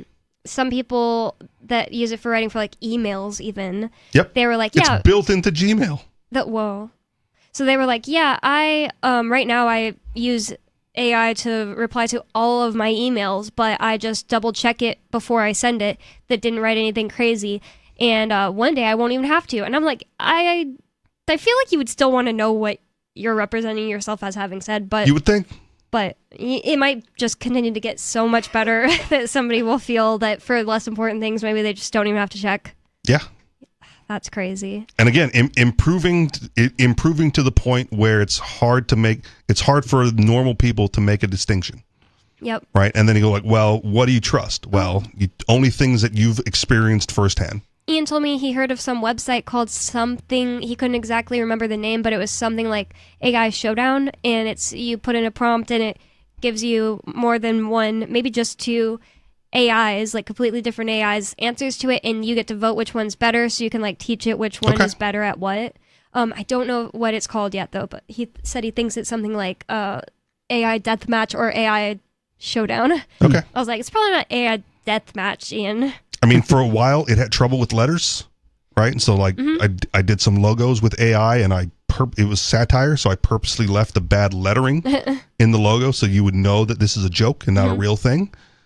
And then was talking with Lori several months ago, and she wanted some logo for something, and it got the letters perfect. Yeah, it's doing it a lot better now. It got better. It's improved. It's there. When me and Ian were first messing with Midjourney, and I don't remember what the heck the other ones were even called, the like first picture ones that came out, it couldn't do anything with letters. You just basically it understood that when you're going in. Like it could not do it. Like we would ask it like, oh, make the Mighty Moose Mart a convenience store in Keene, New Hampshire that we like. We're like, oh, make the Mighty Moose Mart. It would make like a half moose, half building, and then it have all this crazy letters on it. It looked like alien Cyrillic. language. Yeah. Yeah. Or actually maybe even more like Cyrillic. Yeah. Yeah, so that's hilarious. Nowadays it would probably do something awesome for that. Right. With the words Mighty Moose Mart written correctly on there. I mean, sometimes it still messes up a bit, but it can do it perfectly now. Right. And that's the thing. So, even if you're suffering from a condition, it's harder to make that distinction, but it's getting harder for the average person. So like, what do you trust? Well, what your five senses tell you as you experience it in person. It's also interesting that he could tell mostly that like the noise he was hearing wasn't real. I watched this TikTok of this guy who has schizophrenia, and I know Richard said that's not what he has, but something else where you hear auditory hallucinations.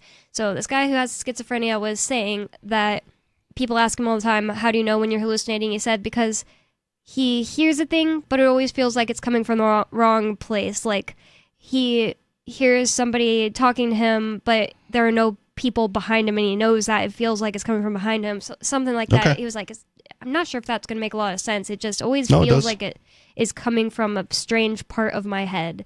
And that's what that guy said. So he kind of tries to pay attention to that when he's deciding if something's real or not. I should have brought that up when Richard was on the phone. Maybe he's listening, but then you got to ignore that, right? You got to like operate as if that is false. Mm-hmm.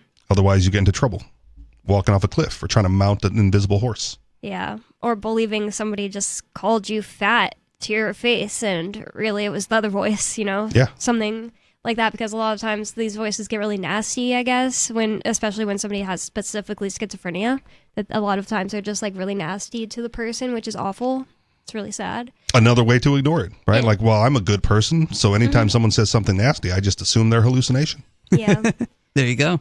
Yeah. I really would be so interested to know if anybody who has schizophrenia who's listening would read that Ray Peat article that I brought up. Just go to raypeat.com and search schizophrenia and start working on deficiencies and see if it makes things better than like maybe your medicine would do.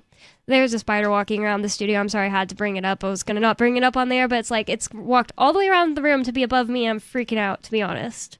So a yellow sack something or other. I already deleted it. Yeah. He has a spider identifier on his phone, and he already identified it. And it's apparently it was 55% confident. Or bites pets. Bites pets and bites and stings. So Bonnie's freaking out. It doesn't necessarily just bite dogs. It bites somebody, an animal that it knows is your friend. It bites pets.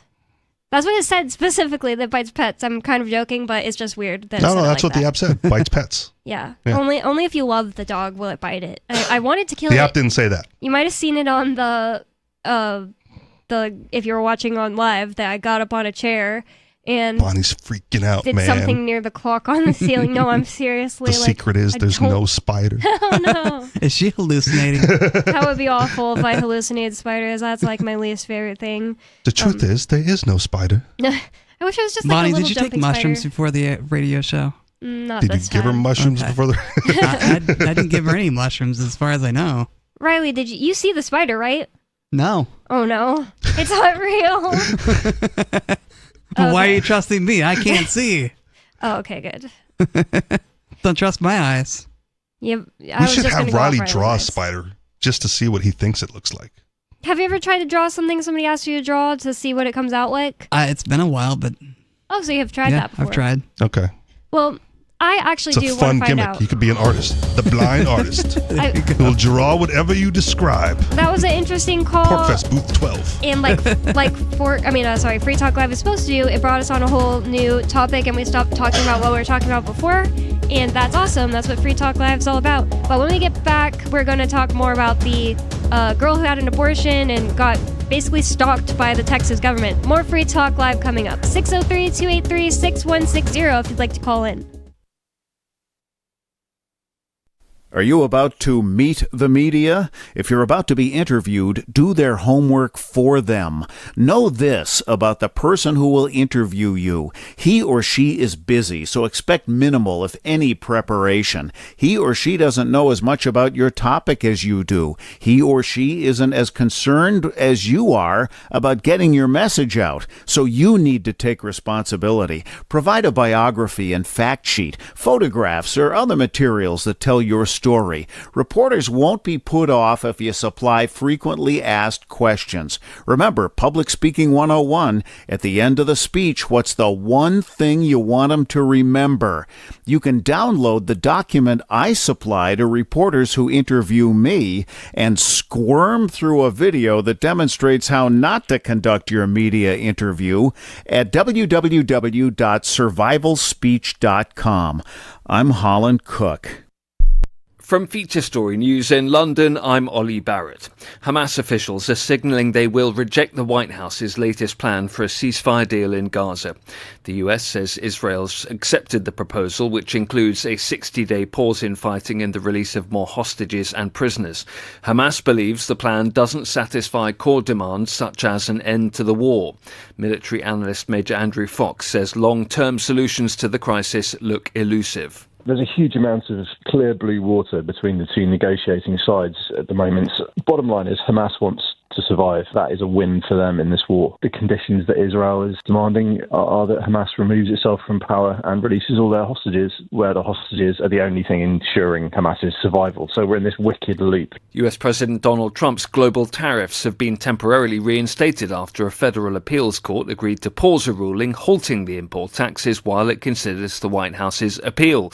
The Trump administration has threatened to go to the Supreme Court if it was unable to block the trade court's ruling that said the president exceeded his authority in imposing the tariffs. Kate Fisher reports from Washington. Another roller coaster 24 hours in the global trade war instigated by US President Donald Trump. On Wednesday, the Court of International Trade ruled that President Trump didn't have the power to impose the sweeping tariffs he announced on so-called Liberation Day, meaning his plans to impose a baseline 10% tariff on all nations, as well as higher levies on certain countries, were blocked. The Trump administration immediately lodged an appeal with the Federal Appeals Court, and on Thursday, it paused the ruling made by the Trade Court, temporarily reinstating the tariffs. US Defense Secretary Pete Hegseth is set to make his debut at a key Asian defense forum, while China's Defense Minister Dong Jun will skip it. A delegation from the People's Liberation Army National Defense University will attend the Shangri-La Dialogue in Singapore. Laura Westbrook reports from Hong Kong. In previous years, China has sent its defense minister to the high-profile summit. Last year, there was a bilateral meeting between Dong Jun and then U.S. Defense Secretary Lloyd Austin. However, U.S.-China military ties have worsened in recent months, with working-level military dialogue channels established during the Biden administration suspended since U.S. President Donald Trump took office. Some analysts say with the absence of China's defense minister, that presents the U.S. with an opportunity, and Hegseth is set to make his first remarks on his vision for U.S. defense policy in the Indo-Pacific. Polls suggest Poland's presidential election on Sunday is running neck and neck. Warsaw's Liberal Mayor Rafał Trzaskowski and Conservative Karol Nawrocki are contesting the role which has significant power to veto legislation. From bureaus worldwide, this is FSN. Got Telegram? You can follow our channel there and discuss show prep with other listeners at telegram.freetalklive.com.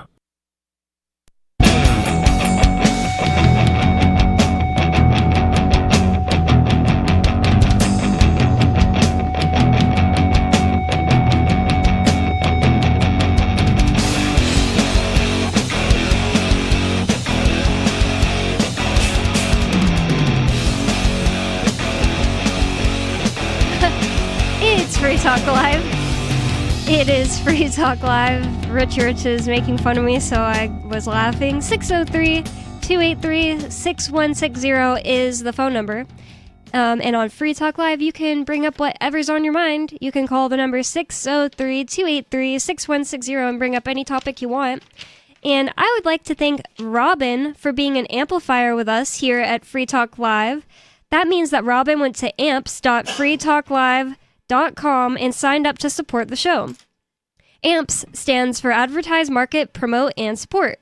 Thanks to Robin and everyone who supports us. And again, that's amps.freetalklive.com if you'd like to check out the perks and benefits of becoming an amplifier. So thanks to everyone who's an amplifier with us. And with you on Free Talk Live, you've got me, Bonnie. Riley. And Richie Rich.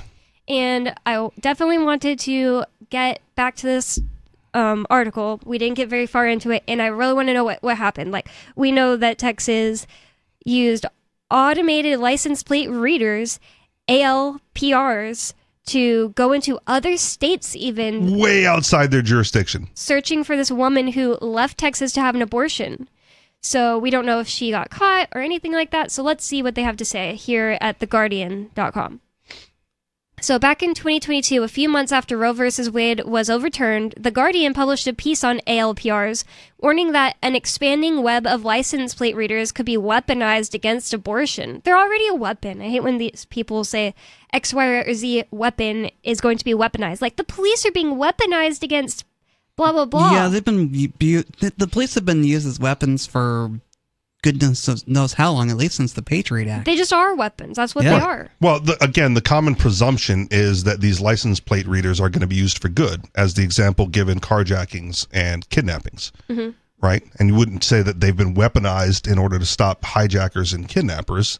That would be what most people would commonly say is proper use for the technology. I don't know. The thing is, like, you would be searching for a carjacker, but in the process, you are investigating everyone with a wide net like you're not supposed to be. And from then on, you're investigating them, and you could be like, oh, and also we found out this, and also we're going after this. Like, yes, it's just that's too easy. That's the weaponization, which, slippery slope or whatever you want to call it.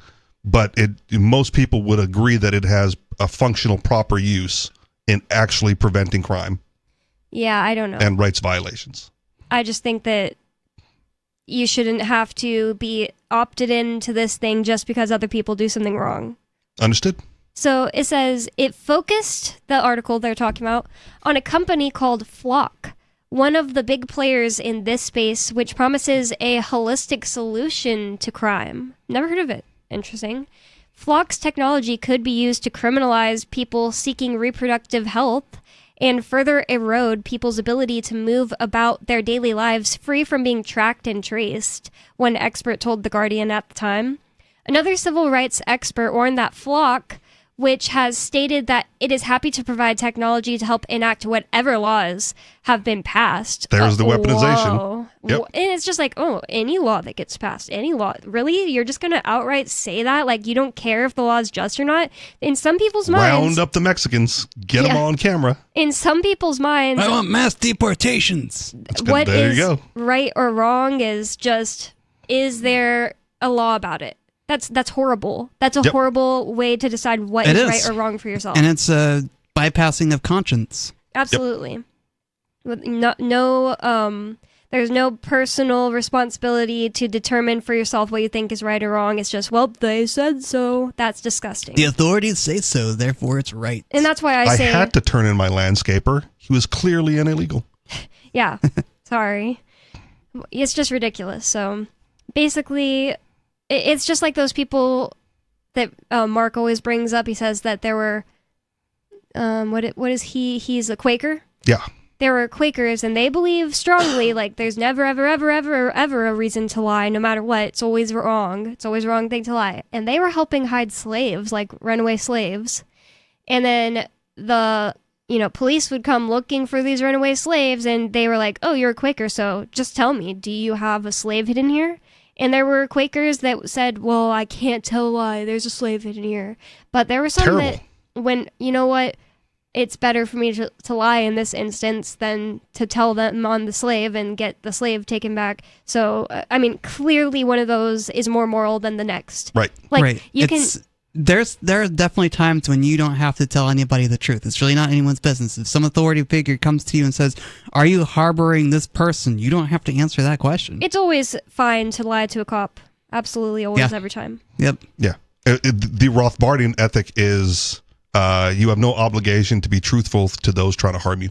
Definitely, yeah. And cops are always trying to harm you. Cops literally took an oath to do exactly what Flock said, to, help enforce every single law that people pass. If you know there's even one law that's immoral, then all cops are immoral. And we know there's more than one. Yep. So, after we read that part that says they were happy to help enact whatever laws, Flock, this company, sounds like a very immoral company, we're happy to help enact whatever laws have been passed.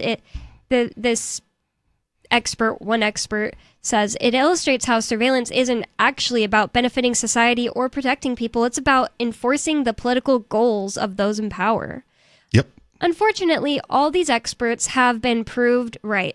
This week, 404 media reported that a Texas police officer used Flock to perform a nationwide searh of more than 83,000 ALPR cameras. That number is also outrageous. That's insane. While looking for, so that was just the cameras. So that's way more cars than that. Right. But that's the network of cameras that he surveilled, right, to find this one lady who left his jurisdiction to go do something legal elsewhere. Yep. So this one. What's that? You went across state borders to smoke marijuana? We got you now on the license plate. Put you in a cage right now. You come broke back, the law. You come back to Texas, you own a cage. I think most people would say that that's insane to do it for marijuana, so it shouldn't be any different. It's the same ideal. Yeah, definitely. It's just like, it's like what I was kind of getting at with the people who, like, their moral outrage is about, like, a woman under the magic number 18 had sex. This is all I can think about for the next 5 years, and it's the biggest deal ever. It's another topic that they do that with is abortion. Yep. And it's like, it's somehow a way bigger deal than smoking weed. Like, you realize the government can do that anytime you let them pass a law about something, but... You went across borders to get gay married? Gay married? Not in Texas, ma'ams. Gay married? It was a thing. Yeah, I know. It just sounds funny when you say, like, gay married. Like, it's All different right. than just married. It's funny. Well, because Texas is fine with normal marriage. Yeah. So, it just sounded funny, that's all. All right. So this Texas police officer used Flock specifically. I didn't even realize that's what they were getting at. I thought they were just making a point when they brought up Flock. So they used Flock's technology to perform a nationwide search of more than 83,000 ALPR cameras while looking for a woman who had had an abortion.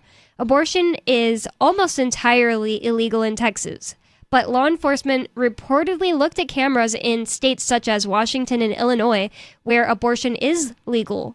Anti-abortion voices love to argue that they're not trying to control women, they're trying to protect women.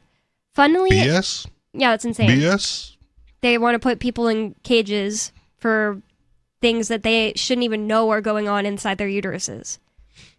Funnily enough, this same talking point came up in this case. Sheriff Adam King of Johnson County, Texas, told 404 Media that the woman had self-administered the abortion, and her family was worried that she was going to bleed to death, and we were trying to find her to get her to a hospital. A BS? Yeah, what does that even mean, self-administered? Like with a coat hanger? Are people really doing that when there are legal abortions in Illinois and Washington? Or I mean, you can get like a chemical abortion with a pill. Oh. Right? So she might have got a prescription from out of state and took the pill in Texas. Was there any actual indication she was bleeding beyond, like, how does her, like, family know that and they can't find her? So we weren't trying to block her from leaving the state or whatever to get an abortion. It was about her safety without her consent. Yep. Calling foul on that one. Perhaps this was true in this case. Many of the details are still unclear, so it's hard to tell. But even if this was purely benevolent surveillance, you can certainly see where this is all headed. Quote, this incident is undeniably a harbinger of more AI-enabled reproductive surveillance and investigations to come, unquote. That's from Ashley Emery, a senior policy analyst in reproductive health and rights at the National Partnership for Women and Families. And it's what she told 404 Media. So, Texas is the land of freedom, Governor Greg Abbott recently proclaimed. BS? It's number 50 in personal freedoms on the Cato Institute's ranking of freedom in the 50 states. Really? It's that low? Yes, I know. That really blew my mind. Only in personal freedom, though. Yeah, personal Okay. freedom specifically. It's like mid-pack as far as Economic all freedom? things considered. Okay. All right. Yeah. I'm not sure exactly where it sits, like if you're looking at only economic. So Governor Greg Abbott recently proclaimed that Texas is the land of freedom. If you're a woman in Texas, however, freedom seems to have quite a strange definition. Not only are you not allowed freedom over your reproductive decisions, a number of Texas city councils, some of which are composed entirely of male lawmakers, have been trying to pass travel bans that would stop Texans from driving to abortion appointments in other states. Why they even need that when they're not going to do anything about Adam... I want to say his name, but Adam King of Johnson County, the sheriff who, searched for this woman with cameras all over the states. Why they even need the travel ban? They're not going to, stop their cops from investigating people who did 83,000 cameras across multiple states. That's insane. So, they've been trying to pass travel bans that would stop Texans from driving to abortion appointments in other states. Abortion bans, attempted travel bans, and a network of surveillance technology that can be used to enforce these bans. There was one, I hope it's not, maybe Texas, I don't know, got to look it up. But there was one recently within the last couple of weeks where they were keeping a brain dead woman on life support because she was pregnant. Whoa. And I heard that story. Yeah, they're like, well, we can't abort the baby, so like We you gotta have to keep stay this alive brain to dead woman deliver it alive. before we let you die. Yeah, that's a little absurd to me. Also I absurd. don't know what she would have wanted. I don't really know. Like, I'm I don't want to make a judgment on that specific one, because if I heard that she was like in pain and would have been begging to die but couldn't talk, you should let her die. But if she like was basically just in a coma and would have wanted her baby to survive, I don't know. I don't think there'd be a story if that were the case. Mm-hmm. Right? Because I think that's it's a just feel-good kind of story. a crazy story that people might want to hear about. Okay. I don't know. I didn't read it, so don't know the woman. But that's what happened. Really sad. They kept her alive. They couldn't let her die, so they kept her on life support until she delivers the baby. And there was like no secondary person around who was able to make the decision. It was just I don't remember the whole state. story. That was the consensus of it. I mean, we could pull it up if you want to, No, I still want to see you. Oh, never mind. That was it for that article, I guess. Yeah. Then they start talking about like the fire in Hawaii somehow, or maybe these are just other articles. Those are asking you to ads. read. Oh, that's so annoying. They purposely made it look like it's more of this article. That's really crazy. Never seen anything like that. Seriously. Bad Guardian. Yeah, bad. Bad Guardian. Unreputable. Disreputable news source. Oh, there we go. I was like, that sounded wrong somehow. It's now disreputable in Rich's eyes. So. No, and Bonnie, I was just correcting the grammar. Oh, okay. And I'm unreputable now. Just kidding. A woman of ill repute. So, yeah, that is a really crazy thing going on in America. It's just, it makes me so worried about the people that I know in Texas. It's like, it was never, I don't know about was never, but in my lifetime, it was never the land of freedom. I believed that. When I lived in Utah, I was like, oh, I'm so done with this. I'm just going to move to Texas since it's already like the freest state. And went there and was like, oh, that's not true at all. And in fact, there's not even that much of a culture of freedom. There's just like, basically the culture there is like people like to have fun and buy toys, and there's not a whole lot of Four-wheelers taxes. and guns. Exactly. Like big SUVs everywhere. And like then the government says, no going to church until we get this cold underway. And everybody's like, yep. Yep. We'll just do what you say, government. There's a big pandemic out there. And obviously Texas is a huge place, and somebody listening might say, no, in the small town I lived in, nobody listened to the mask. Okay, yeah, but in the cities, which is where I lived, everybody listened to the mask mandates. Everybody listened to, well, you're not allowed to go to bars, you're not allowed to do this or that, or the next thing, and only H-E-B is the only place you can shop at, H-E-B and Walmart. So sorry if you own a small business, and sorry you can't go to church in Texas. Insane, seriously. And I always bring up the church thing about Texas because it's like, I'm telling you, everybody a religious seems state. to or comply. Most people definitely comply. They were just trying to be good citizens. It was insane. There were actually people in the Facebook group I was in about like being a libertarian Texan, and there were some people arguing in there, which I know happened in New Hampshire too. I just wasn't here yet. Like if you go around, you're putting us in danger, and then therefore it's a NAP violation. So there aren't very many good libertarians in Texas, or weren't in 2020. Well, I would say if you're knowingly sick and you're going around, if I were in this room knowingly sick and coughing all over Bonnie, that might be a NAP violation. I think there's so many things that depend. Like, first of all, is it something that could actually like kill me? The other thing is like, did you let me know beforehand? Like, if I ask you to leave and you're not leaving, then it's a NAP violation because you're trespassing. Okay. But like, I think that when Life you go is in risky. public, exactly. When you go in public, you are risking a virus going through the air. Like, Riley lives on the other side of my house. For all I know, there's like, a hole in the wall, and if you were sick in your room, I could get the virus you have, even though you didn't leave your room. And that doesn't mean that you are doing a NAP violation because, it's just so, it's like if you put your virus that you knew could kill me in a bottle and put it in my coffee, that's a little different. You can get into the minutia Yeah. of what is considered a NAP violation. But like, again, life is risky. So when you go out or you come in or whatever, right, there's certain risks that you accept, and it's not, it's not a NAP violation per se, just to exist in the world. Here's a really interesting one that Ian, Aria, and I discussed, and they were both against me, and I was strongly saying it is not a NAP violation if you're in public and somebody comes up behind you and taps you on the shoulder and says, "Hey, Rich, I wanted to ask," and you don't like being tapped, it doesn't become an app violation just because you don't like being tapped. In my opinion, it's not an app violation at all because you're in public and you implicitly are risking if you're in a big crowd, especially, like, you're implicitly risking somebody coming up and putting their arm on your shoulder saying, "Hey, Rich, I haven't seen you in a while." Like, yeah, I cannot agree that's an app violation, even though it might technically be one. It's the minutia. Like, I can't who's going to agree. complain about it? No, it's not just that you're going to complain or not. I think that you're implicitly agreeing if you go out in public, you might get bumped in by somebody who's trying to pass you in Walmart. Not an app violation. The idea that you could do anything against somebody because they bumped into you in Walmart is insane. Understood. Or somebody is like trying to get your attention, and then like you're not hearing them, so they tap you and say, "Hey, sir, you dropped your wallet."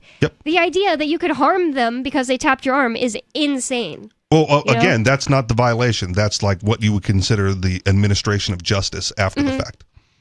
Yeah, right? but imagine you slap somebody because they tapped your arm because they were trying to tell you you lost your wallet and you weren't hearing them. Yep, I get it. You'd be in the wrong, 100%. Probably. If you went to arbitration, you would probably be found that was an over a response to the tap on the shoulder. Mm-hmm. But like, if I can put my hand on your shoulder, right? Where else can I put my hand? Well, where do you draw the line? I think there is a lot of intent there because it's like, if you are walking past me and your hand accidentally touches my butt, like, it might be like shocking and weird. Yeah. And you might be like, "Whoa, sorry." Yep. Somebody, I'm not making it about us specifically, anybody in public. But it's a whole big different thing if you're just like purposely using the fact we're in public to go and like grope people. That's what they do in like Japanese subways. That's horrible. It's like a fetish thing for those Ew. weirdos. Yeah, that's why I say like intent definitely makes a difference. And it's like, Yeah. was it reasonable that you couldn't squeeze by without accidentally touching someone, Right. like situation by situation? I can think I never go blanket in a act in itself is or isn't an app violation because it's situation by situation for the most part. It's like slapping, you might want to say, "Oh no, slapping is always an app violation," but not if you're like in bed and it's like consensual. So therefore you cannot say slapping is always a app violation.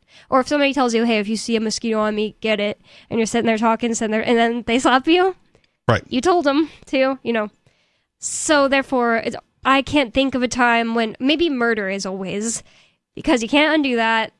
It's no such thing as a consensual. Maybe not. There is, no. Because there is like people that will ask you to kill them because they're suffering or whatever. Yeah, it's called assisted suicide. And that's what I'm saying. It's like basically you can't just call an act in and of itself immoral or not. And that's what I don't like about like the Christian, like Old Testament. Like there's just like flat out like this act always wrong. Yeah. Right. That act There's always no wrong. nuance in the experience of it.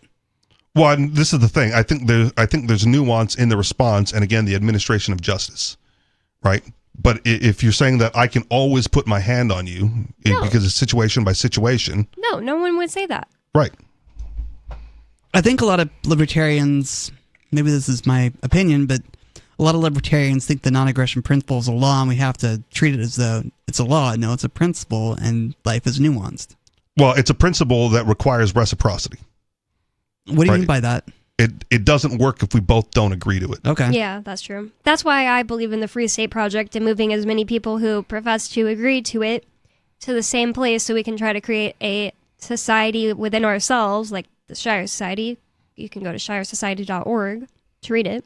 I'm the signer. Ron Paul is the signer. If you want to be part of a society of your own choosing and not just thrown into the nasty, dirty bucket of water called what they call society in, almost Texas. everywhere on the planet, really, of people who don't have any principles or morals and don't agree to the non-aggression principle. Then you can just continue you could just continue being a part of that society, but you can also choose to opt out. And Yeah, you can. I don't think there's any such thing as like the social contract where somebody doesn't like that you're saying, "Hey, maybe this stuff we're doing isn't right." And somebody says, "Well, you have to agree to it because you're part of society, our society." And that's immoral because they can't force me to agree to something all the time. Yep. But the state can enforce it, though, under current paradigms. I know. That's the problem. That is the problem. They'll enforce it with violence and they're jackbooted thugs. What's the Man, I can't remember what it is. It's like as is versus should be. No, that's not what it is. Is versus ought? No, there's that. That's Okay. the whole thing, but there's like a more legal one that isn't coming to mind. Yeah. Don't should on people. What? Don't should on people. Should. Oh, okay. I was like, I didn't think that you said something dumpable, but it sounded so much like it that I got, that's a really good one. It's purposefully vague like Yeah, that. yeah. Yeah, don't should on people. You should Oh, be. yeah. What you Riley, should do. You should have a whole different haircut and wear different clothes. And Richie Rich, you shouldn't have long hair. I shouldn't. That's true. I need to cut this so bad. Oh, really? Yeah. Well, I was just making a joke. I'm not shoulding on you. I hope everybody listening on the radio can understand I'm not saying a cuss word. And maybe I'll just quit with that joke. Okay. But yeah, so it's like the government can do, like right now they're absolutely able to do something, but they Yes. shouldn't be able to, and it's not right. It's definitely not right because they're absolutely violating. And unfortunately, with the current conversation, right, the vast majority of people allow it. They go, well, it's okay. You know, we got to have polite society, and you got to pay for schools because you don't want idiots out there. You got to educate the children. So that's And a we just have legitimate idiots use. out there. And Actually, we still have idiots out there. Had a hit tweet recently in my world. It wasn't like millions of likes or something, but I was like, nice. People really seem to like this because I just tweeted, you cannot trust the court system right now because most people send their kids to government schools, and the government schools are pumping out illiterate retards, literally by the definition of the word. So therefore, your jury is bound to be filled with mostly illiterate retards, and that makes the whole entire court system invalid. Because if you cannot trust the jury to be just the bottom of the barrel, the lowest common denominator, the minimum required to understand what's going on in the courtroom, They are not my peers. they're not my peers. 603-283-6160. That's the number you can call to bring up whatever's on your mind. 603-283-6160. More Free Talk Live coming up. Don't go anywhere. It's Free Talk Live.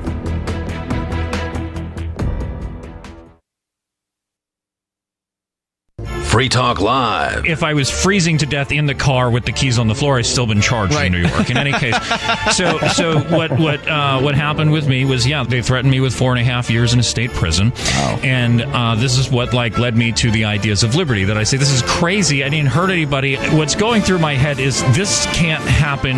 I have to stop them. I should just go out blasting. Thanks for not doing it, by the way. Yeah, I mean, I like hanging out with it's you. going swimmingly. So this whole living thing. There's a lot to it. But when I got involved with the Libertarian Party, I was kind of looking. The idea was I was looking for something to die for, frankly, and I found something to live for. As I'm going forward, I'm finding things that I can do instead of getting myself killed. And this is, the gist of the story of how the Libertarian Party saved my life. That this was my introduction to all of these things. Interesting. Free Talk Live, 7 nights a week from 7 to 10 Eastern at freetalklive.com. Protection. Eleutheromania, the insatiable desire for freedom. Filibuster. Police state. It's the new 3-song heavy metal EP from Captain Kickass. Available now on your favorite music app or get it directly from CaptainKickass.com. If you want to know the latest about Free Talk Live before we go on the air, all you need to decide is how you want it delivered. It's your choice. Visit news.freetalklive.com to receive our usually weekly news updates by email. Plus, we have a Twitter account at twitter.freetalklive.com, and you can follow us on the decentralized Mastodon platform at toot.freetalklive.com. So please follow us at toot.freetalklive.com and sign up for our emails at news.freetalklive.com. You're listening to the live edition of Free Talk Live. Hour number 3 is next after the news here on the Liberty Radio Network at LRN.FM. From Feature Story News in Washington, I'm Nick Harper with the Week in Review.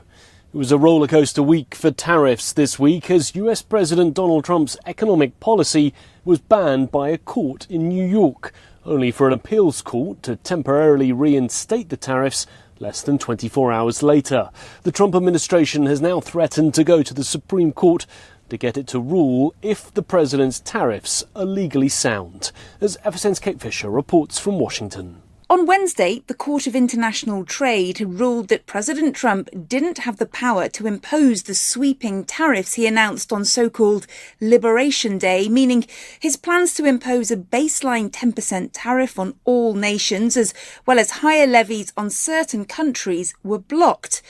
The Trump administration immediately lodged an appeal with the Federal Appeals Court, and on Thursday, it paused the ruling made by the Trade Court, temporarily reinstating the tariffs. Elon Musk left his US government role this week, just days after he criticised Donald Trump's big, beautiful spending bill, saying it would increase the deficit. The Tesla CEO has been heading up the Department of Government Efficiency, which has been trying to slash federal spending. Ever since Ira Spitzer has more. In a rare break with President Trump, Elon Musk came out against the Republican spending bill, officially called the One Big Beautiful Bill Act, passed last week by the House of Representatives to enact Trump's policy agenda. I was disappointed to see the massive spending bill, frankly, which increases the budget deficit, not just decrease it, and undermines the work that the DOGE team is doing. The bill extends expiring tax cuts, adds money for the military and border security, and is projected to increase the federal deficit by almost $3 trillion over the next decade. A US federal judge ruled on Thursday that the Trump administration cannot interfere with Harvard University's ability to enroll international students. It comes after the government tried to bar foreign students from studying at the prestigious university. Meanwhile, the Trump administration also said this week it'll start aggressively revoking the visas of Chinese students.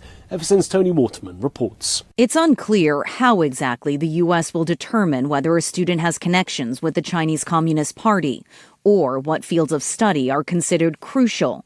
But it could involve the fields of science and technology, areas of increasing competition and distrust between the U.S. and China. In addition to revoking visas, the Trump administration says it will also enhance scrutiny of new applications from students coming from China and Hong Kong. Beijing has condemned the move. Tony Waterman, Washington. From bureaus worldwide, this is FSN.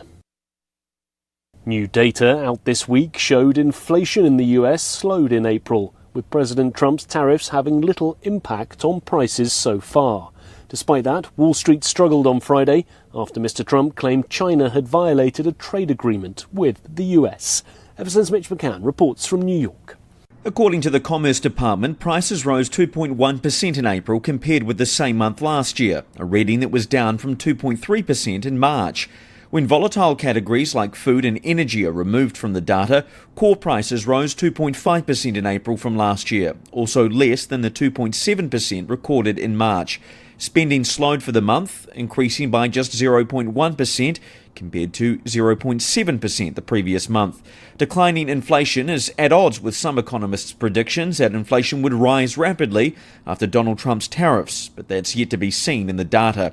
Mitch McCann, New York. US Defense Secretary Pete Hegseth travelled to Singapore this week for the Shangri-La Dialogue, a key Asian defence forum, laying out the Trump administration's vision for the Indo-Pacific region at a time of increased tensions with China. Meanwhile, China's defence minister decided to skip the meetings, instead sending a delegation from the People's Liberation Army National Defence University. As Laura Westbrook reports from Hong Kong. In previous years, China has sent its defence minister to the high-profile summit. Last year, there was a bilateral meeting between Dong Jun and then US Defence Secretary Lloyd Austin. However, US-China military ties have worsened in recent months, with working-level military dialogue channels established during the Biden administration suspended since US President Donald Trump took office. Some analysts say with the absence of China's defence minister, that presents the US with an opportunity.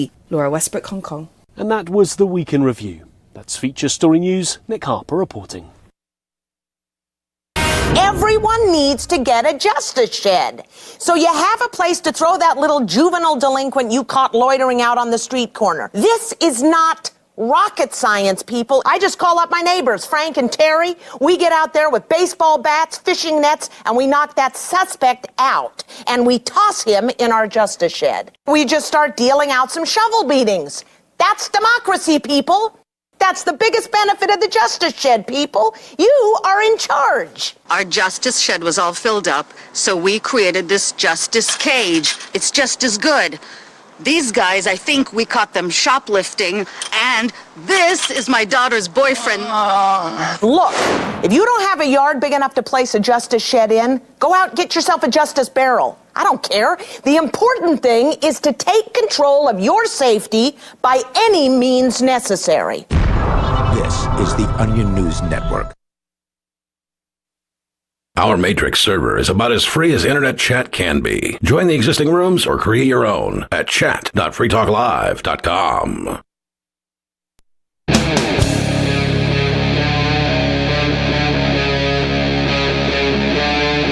Free Talk Live.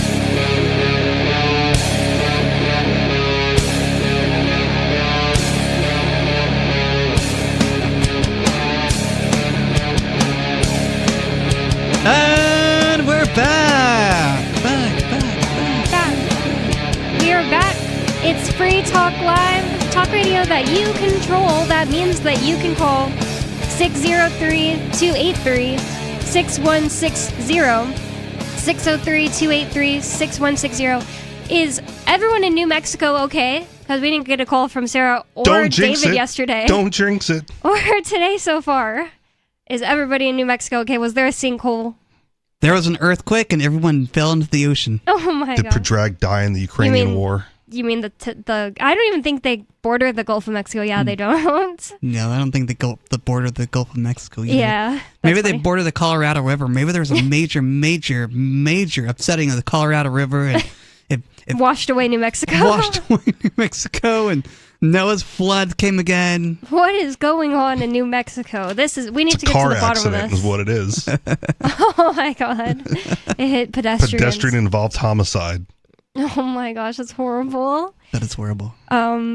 It's statistically probable. It is a little strange to not hear from Sarah or David for 2 days in a row. I'm just saying, if they're listening, we miss you guys dearly, and it's strange to not hear from you. And now I'm feeling like nothing is real anymore. How am I supposed to know if this is real? So, are you tired of the oppressive rules and moderation of the big tech social media sites? Our Mastodon server at social.freetalklive.com can set you free. Mastodon is free, open source, decentralized, and federated. Multiple apps are available for iOS, Android, Windows, Mac, and Linux. Social.freetalklive.com. And I don't think we said our names, so with you on Free Talk Live tonight, you've got me, Bonnie, Riley, and Richie Rich. And one thing people have been noticing, talking about a whole lot in the last several years, especially, but for a really long time, is that American homes are unaffordable.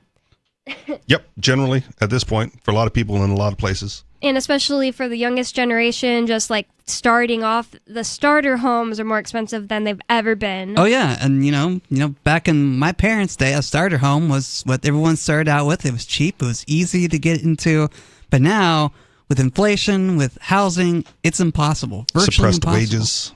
Yep. People getting fewer raises and stuff like that. This from Wall Street Journal says American homes are shrinking. Why are they still so unaffordable? More starter homes are being built, but the situation isn't a return to the 1950s, they say. And it's not going to be either, in my opinion. Yeah. Well, to be clear, your grandparents' home was a lot smaller than probably what you think about with a modern home. Yeah. Right. And you might find those here in New England because a lot of the homes are hundreds of years old. Or if your grandparents still live in their starter home. Yeah, possibly. Right. But the rooms were smaller, the master bedroom was smaller, the bathroom smaller, People so on were and so shorter. forth. Yes, that also factor. But it probably doesn't apply to me. It doesn't affect me. But the modern starter home is a tiny home. Right, I don't know if this is where the article is leading, but that's what they've shown. Oh, we got the tiny home community. Yeah. Which is like a college dorm. Yeah. Basically. Crazy. And so it's not even a starter home. It's just something that you can live in Hopefully not for very long. And then New Hampshire, they won't let you put it on your parents' property or anything. Which is even dumber. It's one of the dumbest things in New Hampshire. Yeah, it's crazy. Insane. So, and that's been a huge conversation in New Hampshire is like, how should we change the zoning laws or change them at all? Remove them. It's been a huge conversation. If you own the property, you get to do what you want on it. Mm-hmm. Put whatever you want on it. So, to take it back to the national conversation, it says homes have been getting smaller over the past few years. Why haven't they been getting more affordable? Builders have started making more entry-level starter homes, but not tons of them. The small homes they do build are subject to rising costs for land and labor. Buyers who choose them have to contend with today's high mortgage rates, which drive up their monthly costs. Here are 4 charts that show the challenges. And I'm not going to be able to show you the charts, but they show a chart that's a line steadily declining, going down, and it's from 1950 to 2020, I guess, is all it goes to. And its share of homes built at less than 1,500 square feet. I thought that they were pointing out that homes have been getting smaller, so why are they showing that share of homes built at less than 1,500 square feet is getting less and less and less? Because 1,500 square feet is not that big. Yeah, I know, but they're making the point that small houses are being built more. Right. And then they show this chart that says the opposite. Okay. I'm so confused. Anyways, I don't want to look at these stupid charts because I can't show them to the radio listeners. It says the middle of the previous century was the peak of the starter home era, so like 1950s, when small homes made up about 92% of new construction. Over the following decades, Americans came to prefer larger homes. People moved out of crowded cities to the suburbs where land was cheaper and building regulations weren't so strict. Builders focused on larger, more expensive homes, which also tended to be more profitable. Today, there aren't as many starter homes available.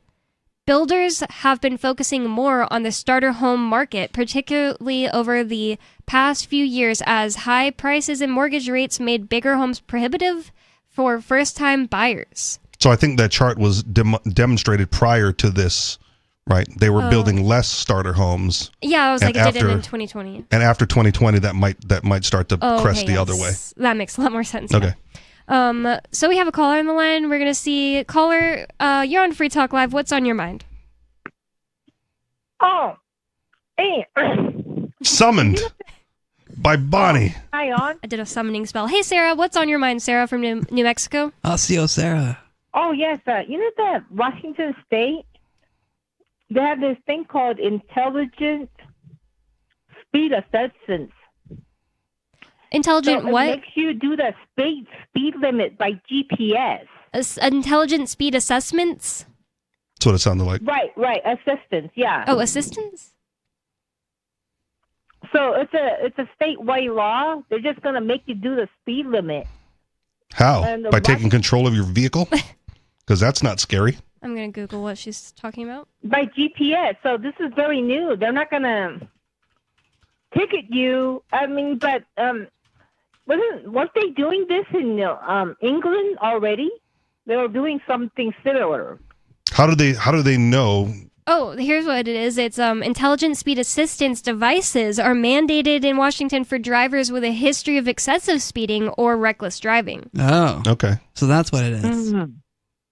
So you have to install a device, much like people who get caught drunk driving have to install the breathalyzer at your own expense. Wow. And that makes sense that would be a, slippery slope from there. Well, this is the slope, right? Mm-hmm. So now, if you got caught speeding, then you have to install this device that'll regulate your speed. It says this law known as the BEAM Act, and that stands for, it's not telling me, sorry. I thought it was going to tell me what BEAM standed for, but whatever.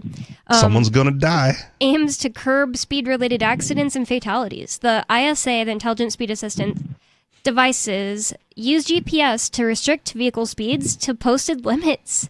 Whoa, that's so annoying, because everybody drives at least 5 to 10 miles per hour over at all times everywhere. Well, and again, it's not very often that it comes up, but there are safety circumstances where it makes sense to accelerate, right? Yeah. So, and if you're not allowed to accelerate, like if you're going through an intersection at speed and someone runs the red light and you see them coming and are about to T-bone you, Yeah. you can speed up and get through the intersection safely, Yeah. or you can be restricted by this device and get killed in an accident. It's horrible, horrifying. I would never live in Washington. So I'm so excited because I just wish that we would have this here in New Mexico. Even though I just pointed out a situation where people are going to die, Sarah, you want people to die? Well, the pull-out, well, you know what? These people that are running the red lights, who are they? These are these so-called speeders. Oh, if we just get devices in their cars and then they can't run the red lights, fixes everything. Right. And then we'll put devices in everybody's cars where they can't leave at dangerous hours of the night. Put devices in people's cars where they can't leave if they're on, too much coffee. I've been T-boned twice, and Whoa. one time. I think you said that before, but wow. Right, yeah, but I don't necessarily think they were speeding. They just weren't paying attention to what's going on around them. They were negligent, right, but not speeding. You can run a red light at the speed limit, because you're like, oh, I can make this. Well, if you have ADHD, then we'll put a device in your car that you can't drive because they couldn't pay enough attention. Yeah. It's just an example Just put it for old people and women. It's just an example of the nanny state getting larger and larger. What are they going to do with us next? Tell us we can't drive certain places at certain times because, there's a pandemic? Yeah. They did that. They did do that. In fact, there was this girl that went out to buy tampons in, Atlanta, Georgia or something like that, and she got arrested and put in jail for the night. Wow. It's ridiculous. Because there was a this curfew. is better than getting speeding cameras. I've seen a speeding camera, and worse, I've seen 3 lenses on a pole today. I was like, why do they need 3 lenses? 1, 2, 3, and a whole bunch of stuff that goes with it. And they're, I don't know why it's like that. Why the camera was pointed. I guess it's to capture the people going downhill. I mean the cameras, but Or it's a different focal length, so they can get a clear picture. Better than getting tickets. People hate tickets. They don't want to. So in this way, they're not going to get a ticket. People love their cars slowing down on its own. No, they don't. Especially when you're trying to get out of the way of an accident. Yeah, it's insane. Well, the auto cars are coming. So I ran into 2 people that had those auto cameras, the backup cameras, and I jumped out of the way. It's like, oh, no, I saw you. And it's like, no, I got the auto brake in a grocery store. It's like, well, I just got scared for nothing. I think it's like, I can't pull out. If there's somebody in it, just stops them. So there was another car like that. So aren't they working on that white signal light that's going to automatically talks to the car and just make you stop at a red light? That's it. Yep. So we got to force people to obey the law. So don't crush your old cars. They will be useful in the future. Yeah, sounds like it if Sarah gets her way that she wants all cars to be mandated auto. And apparently you don't even... Wow, Sarah wasted her time jumping out of a car that was heading straight for her because they had the camera, so she should have just allowed it to keep going and been... stopped on its own. Yeah, did nothing of her own accord. That's kind of insane. All right, thanks for the call, Sarah. It's the problem with pedestrians. They think that, because I have the right of way, I'm going to beat this 3,000-pound death machine. Yeah, they'll just magically stop for you because I live in a college town where there's stupid crosswalks everywhere. I have to cross at a crosswalk that doesn't have any lights or stop signs, and it's near the restaurant we go to called Local Burger. Mm-hmm. And I still have to pay attention to traffic because I know if I don't, I might get ran over. Exactly. All people should consider that, but instead they're just like, well, I have the right of way. They should stop. Personal curiosity, Riley, would you consider wearing a vest with flashing lights like bicyclists or something like that to make yourself more visible? I've never thought about that, but it might be a good idea, especially if I'm walking around at night. Yeah. I used to, one of the times I got into an accident was on a moped. And I don't recall what my attire was at the time. No, it was, I bought this stuff after the accident. But it's a black moped. My work gear was black because I was working in a restaurant at the time. And I was driving home on the moped at 10:30, 11 o'clock at night. And so I bought, a reflective strap just so people could see me going slower than the speed limit sometimes because it's a moped going uphill. Mm-hmm. And I'm like, I need to be visible. I've already got hit once. I need to make myself seen. Did you ever get hit with the... Not with the vest, no. Or the strap, yeah. That's good. The other day, a guy driving a black and wearing mostly black motorcycle. Yep. somehow it was just like, I think this is what it was. There was a bunch of cars parked on each side of the road, and I had to look and wait until it was time for me to pull out of the side road and get onto that road. Well, I feel like maybe he was small enough that like when he came through the crevices of the cars, I didn't catch him. So like I looked both ways for a long time and get ready to pull out, and I like slammed on my brake because he was just suddenly there, and like we made eye contact, and like my heart was beating so hard, and I was just like, oh, I hate motorcycles. I'm sorry, just hate them. Yep, they're hard to see. And then on top of that, it's like, get a flashy colored one or something. And also, everybody who drives gray cars, that's insane to me. There's been a million times I'm like looking. All right, I'm ready to pull out. There's a car right there because it's gray, and so is the road. Okay. I feel like that's not the same color, but all right. Well, gray, whatever you want to call it. Just similar enough to the color of the road and most of the background crap if you live in a city. Fair enough. I would never drive a car that's not like a noticeable color. I feel like a black car is different than a black motorcycle. It's large enough. It's like... Well, the car has bigger lights, right? That's like when you see the car coming, especially late at night, you're not looking at the car per se. You're looking at the big old lights coming out of it. Either the red lights in the back. But on a moped, it's a lot smaller, and they're not as bright, right? So, and I'm not going as fast. Doing your own due diligence of wearing the flashy thing, I think, is a really good idea for yourself and the cars. Nobody wants to hit a motorcyclist or a mopeder. Sometimes. Mopederist. Sometimes. Wait, that's a bad word, I think. So, interesting news for us, I guess, about Washington State installing these intelligent speed assistant devices. It's good to know because now I know which state to avoid. Yeah, Washington. Seriously. I already had no real reason to want to go there. I've heard horrible things. There's a free stater I know that moved here from Washington, and she moved here because like her final straw was that the apartment complex she lived in, there was this like homeless guy or just poor guy, I don't remember. I think he lived in the apartment complex. It was just like maybe a drug using guy. Okay. It was like a nuisance to the cops enough that like he really wasn't hurting anyone, they said. But he was like a nuisance enough that like maybe noise complaints or walking around complaints that people would call on him all the time, and they just came and beat him to death. And like then her whole apartment complex was being like targeted by those cops because they were like, oh, you're going to tell on us, we know that you guys saw. And like, yeah, that's horrifying. Yep. That is a little horrifying. And they do it with impunity, and it gets worse. Yep. Cops. I try to avoid all 49 of the other states at this point. Like I moved for the reasons that I moved. I'm like, I'm set. I don't want to leave the perimeter of New Hampshire unnecessarily. I always feel like I'm in enemy territory. Yes. When I'm outside of New Hampshire, seriously. Yeah. And I have to go to Massachusetts twice a week. But to be honest, I feel less likely to get pulled over in Massachusetts than New Hampshire. It's insane how much they pull people over in New Hampshire. It's just they are statistically most likely to just give you a verbal warning and let you go. Okay. But every time you get pulled over by a road pirate, you are in danger of your life ending. So it's not like stressful. I've been fortunate to avoid most of that so far. Yeah, I don't know why some people just seem to be luckier than others. I was really insanely lucky for the first 3 years I lived here. Then I got all my 3 pulling overs within last year. My only road cop interaction so far has been when I was in that accident. And they were called to the scene and did their job. So back to the topic of people can't afford even basic starter homes. So it's a huge problem. Things are all wacky because of the wrong incentives in the markets, because there isn't such thing as just free markets in the United States. Obama bailed out those banks that were giving the mortgages in 2008. Everything is wonky.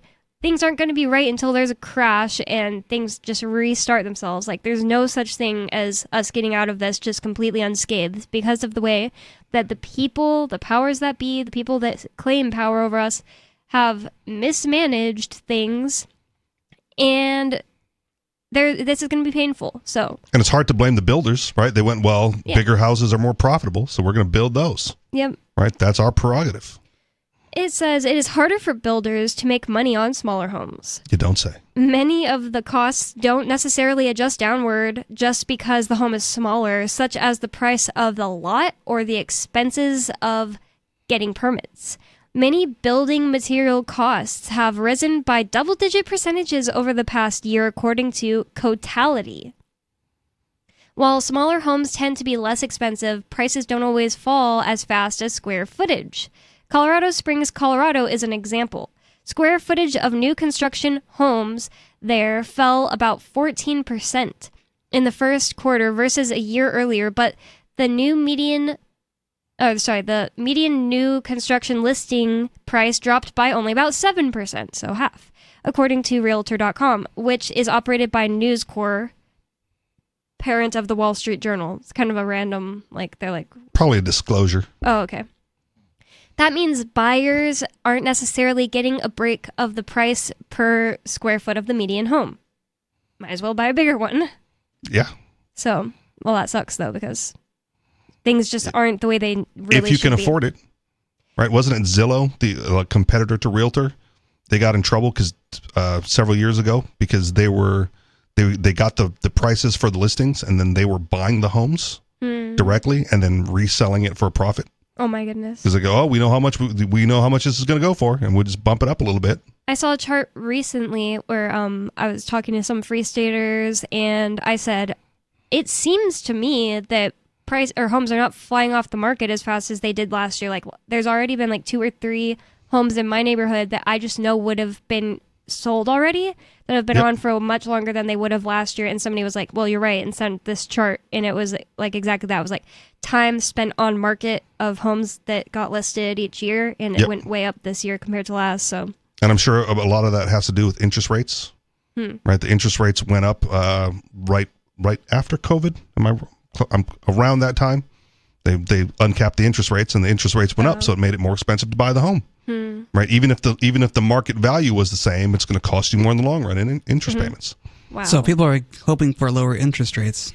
And Trump is doing his best to get people to lower to get the Fed to lower the rates and whatever. He is. That's his claim. Obviously not happening. Yeah. Yeah. But that's a factor, right? The home is valued the same. $500,000 home, with 3% interest versus 7% interest over 30 years is a huge sum of money. Says that here. It says the median price for a starter home rose to $287,000 in 2024, up by about 44% from 2020, according to Cotality. Yeah. During the pandemic, there was a buying rush, and a shortage of available homes drove up prices. Now, mortgage rates are higher as well. But we do have a caller on the line, so I'm going to see what they want to talk about. Caller, you're on Free Talk Live. What's on your mind?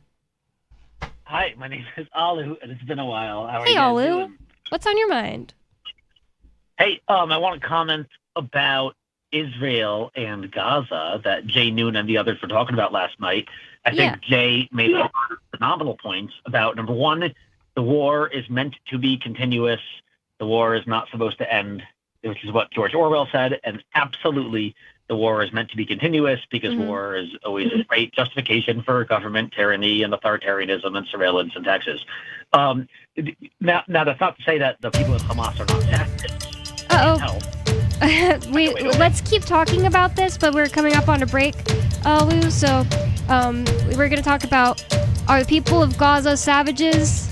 By and large, it seems like they're maybe harder to get along with than, but does that mean they should be killed? More coming up. Free Talk Live, 603-283-6160.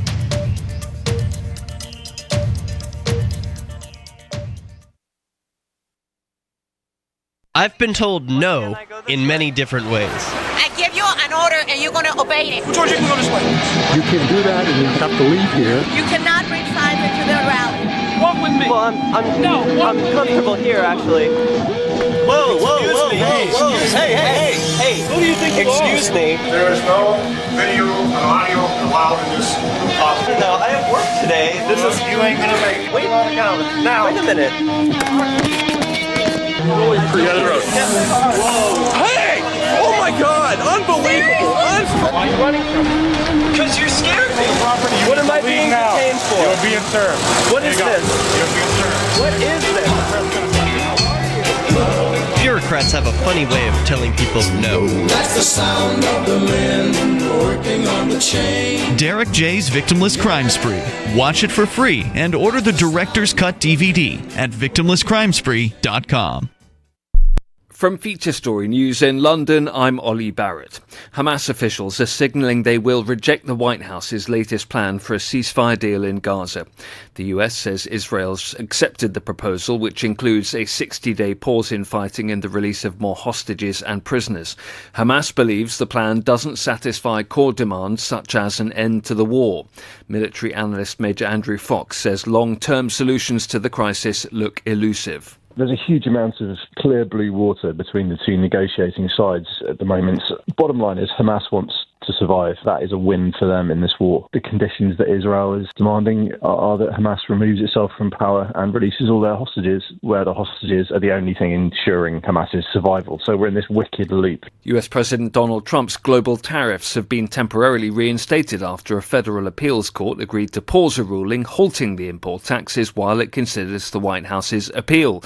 The Trump administration has threatened to go to the Supreme Court if it was unable to block the trade court's ruling that said the president exceeded his authority in imposing the tariffs. Kate Fisher reports from Washington. Another roller coaster 24 hours in the global trade war instigated by US President Donald Trump. On Wednesday, the Court of International Trade ruled that President Trump didn't have the power to impose the sweeping tariffs he announced on so-called Liberation Day, meaning his plans to impose a baseline 10% tariff on all nations, as well as higher levies on certain countries, were blocked. The Trump administration immediately lodged an appeal with the Federal Appeals Court, and on Thursday, it paused the ruling made by the Trade Court, temporarily reinstating the tariffs. US Defense Secretary Pete Hegseth is set to make his debut at a key Asian defense forum, while China's Defense Minister Dong Jun will skip it. A delegation from the People's Liberation Army National Defense University will attend the Shangri-La Dialogue in Singapore. Laura Westbrook reports from Hong Kong. In previous years, China has sent its defense minister to the high-profile summit.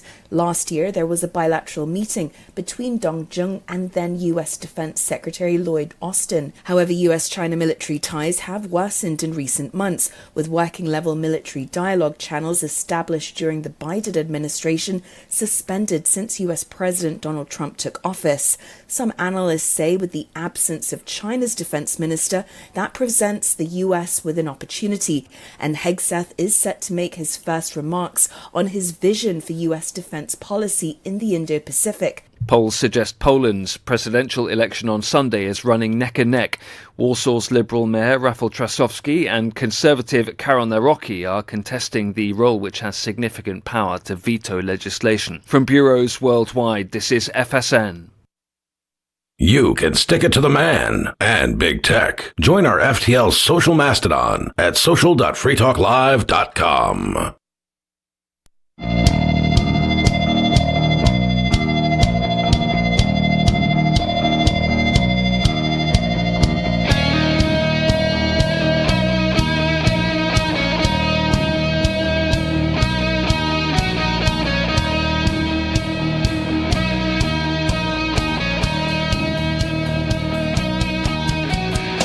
It's Free Talk Live, talk radio that you control, and 603-283-6160 is the phone number. That's 603-283-6160. You can bring up whatever's on your mind. And some of you have wanted to support Free Talk Live's mission on a monthly basis, but don't want to support Patreon. Now we have an alternative that also helps our premier streaming platform, Odyssey. Visit video.freetalklive.com and click join at the top of the channel. You'll get a special membership badge that's visible in the Odyssey chat. It's members only in the chat. And this new subscription method is a great way to decentralize or direct listener support away from just Patreon, but also support a libertarian-run business, Odyssey. Again, that's for you to visit video.freetalklive.com and click join today. With you on Free Talk Live, you've got me, Bonnie. Riley. And Rich. And we had a caller on the line and held over the break. Thanks for holding on. Alu in Virginia, you're on Free Talk Live, and we were talking about Gaza versus Israel, basically the idea that we were always at war with Oceania. The war isn't meant to be ended. It's meant to be continuous. And then you also wanted to talk about the Gazans themselves. What do you have to say about that, Alu? Yeah, thanks. To clarify, I didn't say everyone in Gaza is a savage. I think I said everyone in Hamas is certainly a savage. I'm not sure if every single person in Gaza is. But yeah, I mean, Jay Newman made a lot of phenomenal points. I want to reiterate and say that he's absolutely right. He's right about that. He's right about the U.S. government funding both sides of maybe every major war for the past few decades or century. I mean, it's not disputed by even the federal government itself that they've sent billions to Israel and millions or maybe billions at this point to Gaza, do various aid type stuff. Obviously, they funded both sides of the Middle East. Afghanis, the Taliban and Al Qaeda, ISIS, all that stuff, and they end up becoming the worst terrorists after getting federal government taxpayer money and weapons and all that stuff. So I would agree with what Thomas Massey just posted and a lot of others that the federal government should not send my tax dollars to Israel or Gaza. I'm fine with them not sending money to any side, even the sides I agree with ideologically a little more. There's no way that they should be taxing us, definitely not sending it across the world, especially when we're reportedly $48 trillion in debt. And again, I'll remind the listeners that I wrote a book called Taxation of Stuff years ago that explains like so many reasons, like thousands of reasons why, taxes should not be paid. They're not spent wisely. They're spent to destroy the world. They're not even wasted. They're spent on actually bad types of expenditures. And we talked about the Gaza thing on the Liberty Block podcast, my co-host and I, for the last few months, for the last few years. And I think one of our co-hosts mentioned that $100 million or some exorbitant number of money for the floating dock to get aid into the Gaza beach, that was going to float away in a few weeks. And he said we'd waste hundreds of millions and it's going to float away and be destroyed. And that's exactly what happened. So I think we called it on our podcast once before it happened, but when they were considering whether to do that. And that was $100 million or some crazy number of U.S. tax dollars to make a temporary, special, super cool floating port, a dock to get stuff into Gaza. And it was only going to be temporary, and it ended up getting destroyed by the water because it's floating and it gets destroyed. And wouldn't even be necessary if Israel would just lift the blockade and let people drive into Gaza. Right? Yeah, you can get stuff in if they would allow it in. Again, I think the Israelis would say they are letting stuff in, but apparently the UN's UNRWA is very involved, and some of them are actual terrorists of Hamas, and a lot of the stuff that's called aid, and a lot of the people that are called children are 17-year-old warfighters. So there's a lot of obfuscation as far as terms, but I'm not there on the ground. I don't know what the blockade looks like. If they blockade everything, I'm not sure exactly what's going on, but I would just be careful with believing what some of the media or Hamas PR.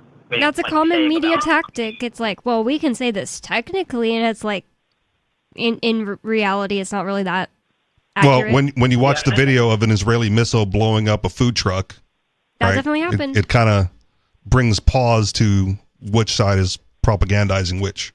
But they might both be, is my point. Guaranteed that they are. Yeah. But that's the common rebuttal. Is well, those are Hamas numbers, so who are you going to believe? Mm-hmm. Well, if you're not allowed to get in there and get a count because Israel won't let you in, that's the only count you can trust. It's the official government number. The great quote is that truth is the first casualty of war. Yeah. So I would agree that every side propagandizes the hell out of everything as soon as there's a war, so you can't rely on anything. Another great point Jay Newman made was that it's not the people, it's the government.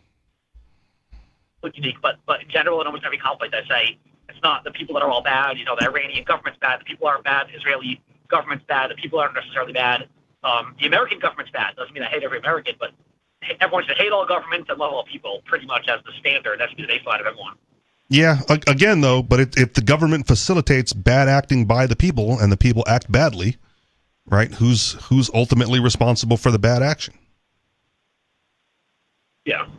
Right? If the government goes well, this Palestinian doesn't really own this house, so you settler from New York City, it's yours now. And the settler from New York City goes okay, get out. You got to go. This is mine now. I don't want to settle in Gaza right now. It sounds crazy. I agree. Well, it's an Israeli expansion of territory. Mm-hmm. Right? That's what they've done.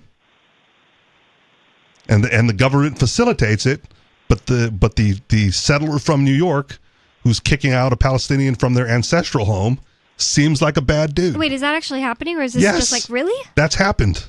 Oh, there are people wanting to move to Gaza? Yeah.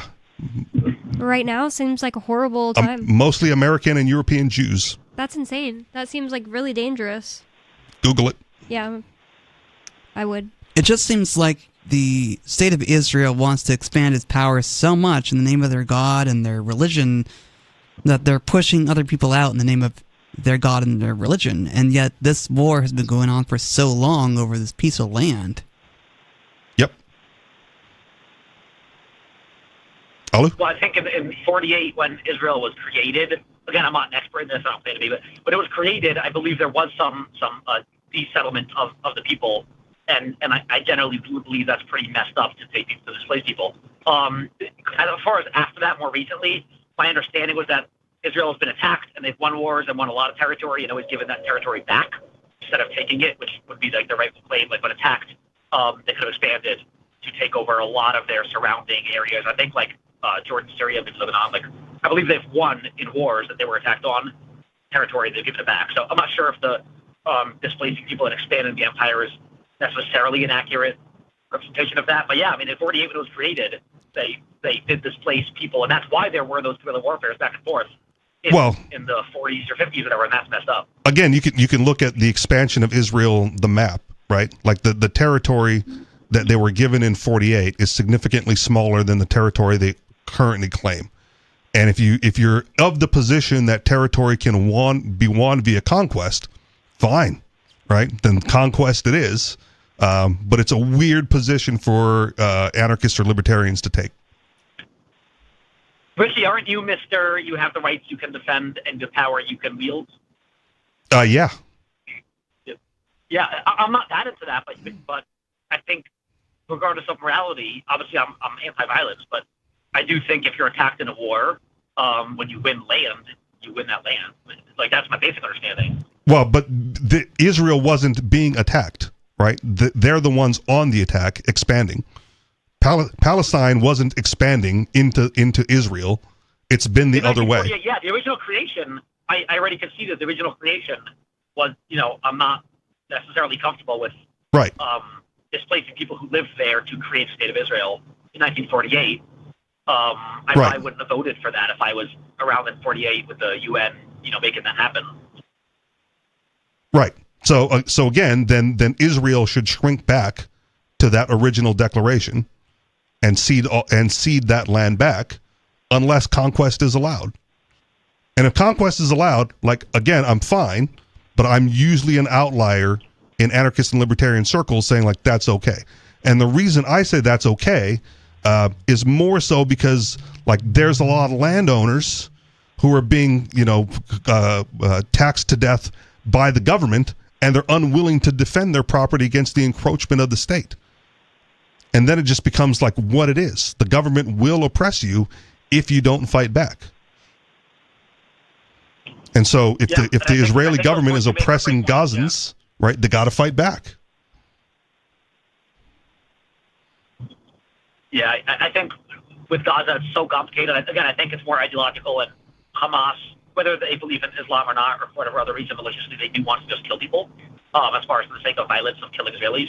There could be some resentment because of like their ancestors, but again, those people who are fighting now were not alive in 1948. Yeah. So right now, and I don't know if it's about they want their homes back in the center of Israel. They want to expand, be back to where they were in 48. I think they just want to kill for the sake of killing. Well, also understand that Hamas is a psyop then. Would they be wanting to come into Israel and kill Israelis if they weren't, like oppressing the Gazans? Like, I would wonder that. I don't know if it's true. Again, my understanding is Israel's not currently oppressing Gazans right now. Right. The Gaza runs Gaza, and they've not run it very well, as far as like their own sovereign country the last 20 years. So Hamas, like I said, Hamas is a psyop. It's partially created by the United States and Israel to give Palestinians a government of which Israelis can negotiate and fight against. Like that's the purpose of Hamas, is to create a boogeyman enemy. And then again, what they do is they use that and say like, well, there was Hamas in the building, which is why we had to bomb the preschool, right? And then they take out innocents. It seems like the Israel government is a huge part of like people dying. Like the people calling themselves from Hamas literally in real life killed people in Israel, but a lot of signs point to that Israel helped or allowed it to happen, and that is just, it's like for the poor people caught in between this, that's just an unwinnable thing and horrifying. And I wish that more countries were willing to like take some of these people as refugees, because it's like, I just wouldn't want to be there. But then again, there's also claims that people are like, I wouldn't leave. It's my ancestral home. And can't relate, military brat. Well, and you can also say that, Israel's allowing in aid, right? But all the photographers are taking pictures of starving Gazans and starving Palestinians. Doesn't look like food is getting through.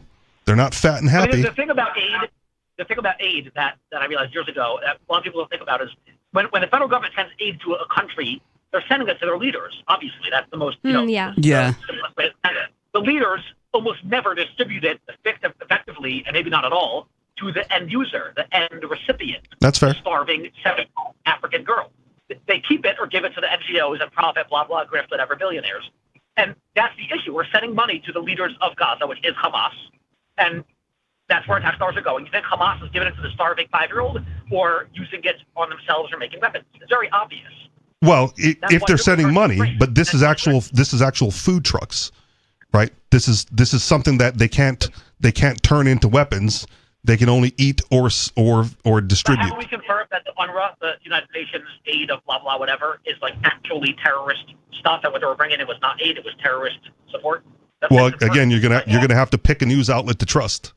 Wait. So there's I thought that was like admitted by the UN. Like I thought actually some of the people were actually like active Hamas fighters. Oh, so the claim is that some of the people bringing like a food truck in were actually bringing in aid to Hamas, like some kind of like weapons or something? Yeah, I'll send you guys the link to that. It was pretty like not disputed. This was a few months ago. I'll send you guys the link after I stop driving. Was it actually investigated at all before they blew him up? No, I don't know if that was blown up. I'm just saying that there was a report by pretty mainstream media that like some UNRWA people, some UN military workers were actually like Hamas fighters. Right. Well, how long does it take to look at a truck? Right. You open the truck, you look at the crate, and if it's a bag of rice, you let it through, and if it's an M16, you stop it. Right. Like that. Yeah. That doesn't have to be a long process. There doesn't have to be a backlog of trucks trying to get through. What I'm saying in general, when you hear on the news, that's what all the listeners be aware. When you hear on the news, U.S. government approves another $70 billion to insert country, Ukraine, whatever, Korea, Israel, Gaza. Like that money is going not to the people, it's going to the leaders. Right. We're on the same page there, but there are charitable organizations trying to get aid in that people are contributing to, and it's not being allowed in. It just sucks that you can't get 100% truth. It's like back to the delusional guy who called in. It's like how it really sucks so bad that none of us, 4 people having this conversation, like can be just point to something like, truth.com and find the exact truth about all of this crap. Yeah, it's really it's hard to find out what the truth is. Like we have people saying we should support Israel because religious reasons. We have people saying we should free Palestine for the idea that Palestinians are being oppressed. It's just hard to find. Well, there are news reporters on the ground zero, right? And it's not Hamas that's like killing them to get the news out. There is another caller on the line. Thank you so much, Alu, for the call. And call in any other time you want, and we could continue this conversation. But as we talked about that more than half of this segment, I wanted to get to the other caller and see what they have on their mind. It's Free Talk Live 603-283-6160. And caller, you're on Free Talk Live. What's on your mind? Who is? You. Oh man, I'm busy watching hot chicks on YouTube, water skiing. Okay, bye. Stuff like that. He's alive. Huh? You didn't get washed away by the flood? Yeah, I did. I've been swimming for the last, week, maybe 5 days, maybe. Oh wow, there's a massive flood in New Mexico. Just kidding. I was making from the Gulf. I was making a joke earlier because you and Sarah both didn't call in yesterday, and I was starting to get worried. Baby, ooh la la. Oh. They were on a honeymoon. Uh-oh. Yeah. Mm-hmm. David, what did you actually want to talk about tonight? Did Alo get a snack bar yet? Oh my gosh, this joke's getting really, really old.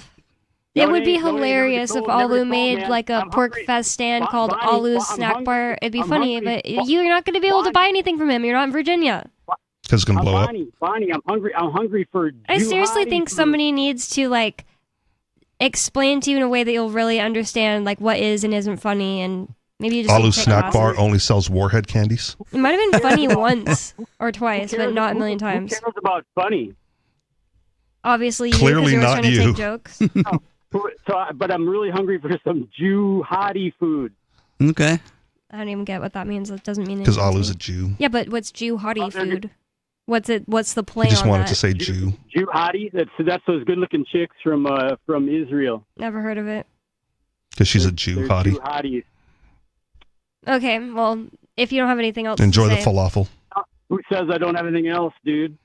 I wanted to talk about this article that Richie Rich brought in that he actually really wanted to talk about, and I should have started reading it instead of like the housing thing at some point. But this is from the New York Times, and these people scaled Mount Everest. Do you have it? Do you want to read it yourself? We could try to skim through it. Well, we'll get to the main points. So It is really interesting. They inhaled the gas and scaled Everest in days. Is this the future of mountaineering? That's the headline. Wait, I just somehow read right over that is what I meant to say. They inhaled a gas to do it? Did they do nitrous or something? No. Oh. So again, I'll try to read fast and get through it. All right. A group of British men went from London to the summit of Everest and back in less than a week with the help of xenon gas. Mountaineers and the Nepalese government weren't pleased. So during their training phase, as they were acclimating to Mount Everest, they started taking this gas instead of oxygen. So like they would go into a xenon tank and start getting that into their system. Climbing Mount Everest typically takes weeks, with most of that time spent at the foot of the mountain adjusting to the thin air. But 4 British men last week shrank that timeline dramatically, traveling from London to the summit and back in less than a week, according to the organizer of their expedition. Real quick, for anybody that doesn't know, it says that xenon gas is a rare, odorless, colorless, and tasteless noble gas. It's a trace gas found in the Earth's atmosphere, and it has various applications, including use in lighting, anesthesia, space propulsion, and nuclear medicine. So I guess the idea is like they're getting their bodies used to less oxygen and a little more xenon gas. Right. They skipped the adjustment period in part by inhaling a secret weapon, xenon gas. Their feat has roiled the world of mountaineering and prompted an investigation by the Nepalese government, as use of the gas is fiercely debated. Some research has shown that xenon can quickly acclimatize people to high altitudes, even as some experts say the benefit, if any, are negligible and the side effects of the use remain unclear. Organizers said the gas was key to the speed of the climb, but their approach has prompted a broader debate that strikes at the core of mountaineering. Should scaling Mount Everest, one of sporting's greatest accomplishments, be made easier, available to more people during a quick vacation with the help of performance enhancers? Absolutely yes, says Richie Rich. Do whatever they want. Yeah, absolutely. I mean, this stuff is in the atmosphere. They're going to inhale it when they get to top anyway. It's like the idea of telling people they can't or should. This is human progress. I sent Captain a link to a different article that I'll mention briefly here. Coming next March, I think, is the steroid Olympics. Like they're allowing performance-enhancing drugs, and we're going to see what human potential can really be. Oh, wow. That'll be interesting. Right? It's a provocation, especially for traditional mountaineers who feel bad about the idea that you could climb Everest in less than a week. They didn't just climb it in less than a week. They went up and down in less than a week. Lucas Furtenbach, who organized the expedition, said in a phone interview from the base of the mountain, this showed that it can work. Mr. Furtenbach said that at the beginning of 2026, he planned to offer 2-week round-trip excursions to Mount Everest using xenon gas, cutting the typical time needed to scale the mountain by several weeks. This can be the future of commercially guided mountaineering on Mount Everest, he said. Wow. With xenon, you feel better. For those who live at lower elevations and have traveled to the mountain, the discomfort of altitude sickness is all too clear. Symptoms include nausea, headaches, and disrupted sleep, and in some cases, it can lead to brain swelling or even death. As you go Sounds like they made it less dangerous. They did. Yeah, doing this. So as you go even higher, less oxygen is absorbed into the bloodstream with each breath. That's why so many people who climb Everest use supplemental oxygen. Xenon, the odorless gas, has been known for years to activate a molecule called the hypoxia inducible factor, which is also turned on when people acclimate to low oxygen, says Hugh Montgomery, a professor of intensive care medicine at University College London and a mountaineer who led an expedition to Mount Everest to study how humans respond to less oxygen.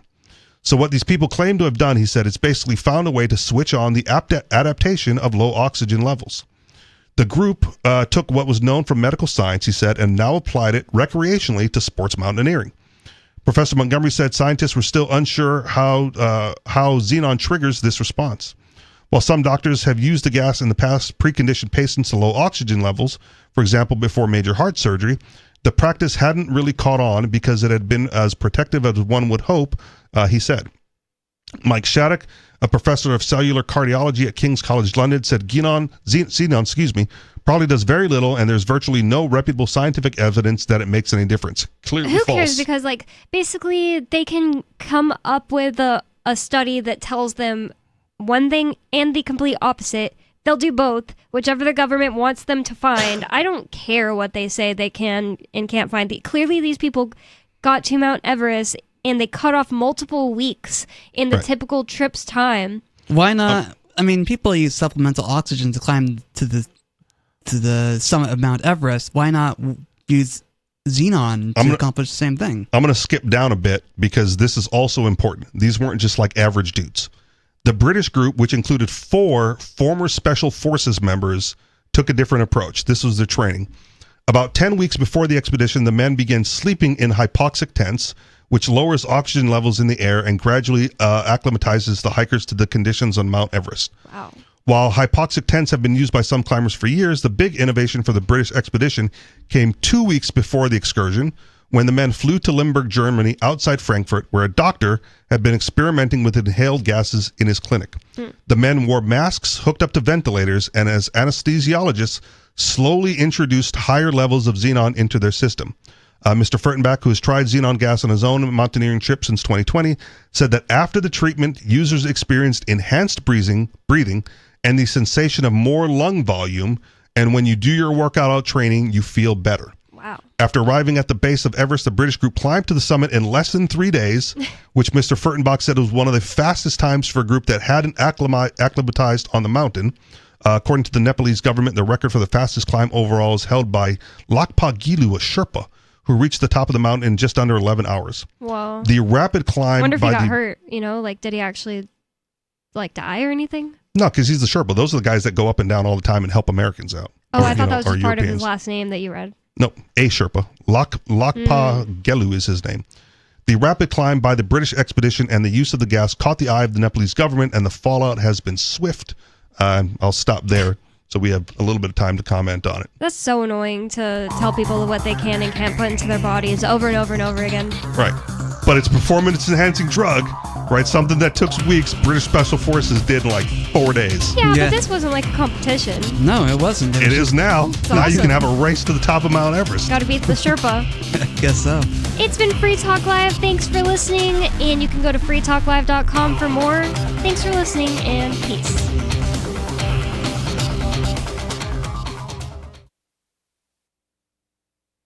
This hour of Free Talk Live is brought to you by Dash Digital Cash. Dash is the cryptocurrency designed to be used for spending. Tired of the ever-inflating US dollar? You can live your life on Dash instead with some handy websites. BitRefill.com has been accepting Dash for years and has a ton of big-name retailers and brands including grocers, gas stations, phone refills, Amazon, and even prepaid MasterCards. Plus, many of their gift cards are available at a discount. But what about paying your bills? Spritz.finance can do that, and they can send dollars to your bank account in case you still need those for some reason. Dash is one of the oldest cryptocurrencies and is widely available on exchanges, including the decentralized Maya protocol, and in multi-crypto wallets. It's easy to get and use Dash. Start by learning more at Dash.org. Thanks to the Dash DAO for sending us 32 Dash per month to promote Dash on the air. Visit Dash.org to learn about Dash. Dash.org. Should you be able to earn an honest living free from senseless government interference? The Institute for Justice thinks so. That's why we've spent years defending hard-working men and women from pointless government regulations. Nationwide, IJ has created opportunity by reducing government power. But there is still more work to be done. Visit our website today at ij.org. Let IJ take care of the government so you can take care of your business. What if you want to hear the latest episode of Free Talk Live, but all you have is your phone, you forgot to download our archive, and you have no data connection? You can call our Listen line at 641-793-0191. That's a long-distance number, so you may incur charges. If not, listen as long as you want. 641-793-0191. The Free Talk Live Listen line, 641-793-0191. Coming up next after the news, hour one of the latest episode of Free Talk Live here at listen.freetalklive.com. From Feature Story News in Washington, I'm Nick Harper with the Week in Review. It was a rollercoaster week for tariffs this week as US President Donald Trump's economic policy was banned by a court in New York, only for an appeals court to temporarily reinstate the tariffs less than 24 hours later. The Trump administration has now threatened to go to the Supreme Court to get it to rule if the president's tariffs are legally sound, as FSN's Kate Fisher reports from Washington. On Wednesday, the Court of International Trade ruled that President Trump didn't have the power to impose the sweeping tariffs he announced on so-called Liberation Day, meaning his plans to impose a baseline 10% tariff on all nations, as well as higher levies on certain countries, were blocked. The Trump administration immediately lodged an appeal with the Federal Appeals Court, and on Thursday, it paused the ruling made by the Trade Court, temporarily reinstating the tariffs. Elon Musk left his US government role this week, just days after he criticised Donald Trump's big, beautiful spending bill, saying it would increase the deficit. The Tesla CEO has been heading up the Department of Government Efficiency, which has been trying to slash federal spending. FSN's Ira Spitzer has more. In a rare break with President Trump, Elon Musk came out against the Republican spending bill, officially called the One Big Beautiful Bill Act, passed last week by the House of Representatives to enact Trump's policy agenda. I was disappointed to see the massive spending bill, frankly, which increases the budget deficit, not just decrease it, and undermines the work that the DOGE team is doing. The bill extends expiring tax cuts, adds money for the military and border security, and is projected to increase the federal deficit by almost $3 trillion over the next decade. A US federal judge ruled on Thursday that the Trump administration cannot interfere with Harvard University's ability to enroll international students. It comes after the government tried to bar foreign students from studying at the prestigious university. Meanwhile, the Trump administration also said this week it'll start aggressively revoking the visas of Chinese students. FSN's Tony Waterman reports. It's unclear how exactly the U.S. will determine whether a student has connections with the Chinese Communist Party or what fields of study are considered crucial. But it could involve the fields of science and technology, areas of increasing competition and distrust between the U.S. and China. In addition to revoking visas, the Trump administration says it will also enhance scrutiny of new applications from students coming from China and Hong Kong. Beijing has condemned the move. Tony Waterman, Washington. From bureaus worldwide, this is FSN. New data out this week showed inflation in the US slowed in April, with President Trump's tariffs having little impact on prices so far. Despite that, Wall Street struggled on Friday after Mr. Trump claimed China had violated a trade agreement with the US. FSN's Mitch McCann reports from New York. According to the Commerce Department, prices rose 2.1% in April compared with the same month last year, a reading that was down from 2.3% in March. When volatile categories like food and energy are removed from the data, core prices rose 2.5% in April from last year, also less than the 2.7% recorded in March.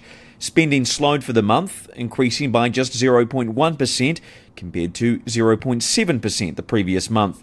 Declining inflation is at odds with some economists' predictions that inflation would rise rapidly after Donald Trump's tariffs, but that's yet to be seen in the data. Mitch McCann, New York. US Defense Secretary Pete Hegseth travelled to Singapore this week for the Shangri-La Dialogue, a key Asian defence forum, laying out the Trump administration's vision for the Indo-Pacific region at a time of increased tensions with China. Meanwhile, China's defence minister decided to skip the meetings, instead sending a delegation from the People's Liberation Army National Defence University. As Laura Westbrook reports from Hong Kong. In previous years, China has sent its defense minister to the high-profile summit. Last year, there was a bilateral meeting between Dong Jung and then U.S. Defense Secretary Lloyd Austin. However, U.S.-China military ties have worsened in recent months, with working-level military dialogue channels established during the Biden administration suspended since U.S. President Donald Trump took office. Some analysts say with the absence of China's defense minister, that presents the U.S. with an opportunity. Laura Westbrook, Hong Kong. And that was the Week in Review. That's Feature Story News. Nick Harper reporting.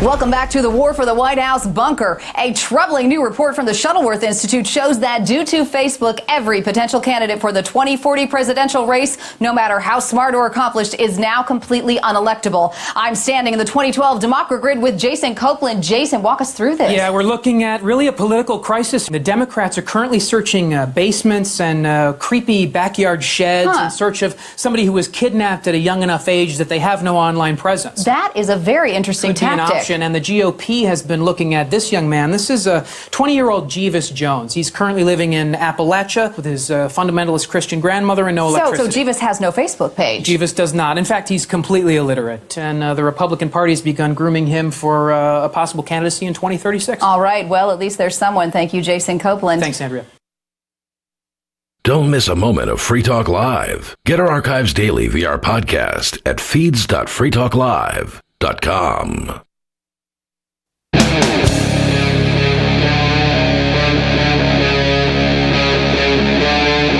Free Talk Live.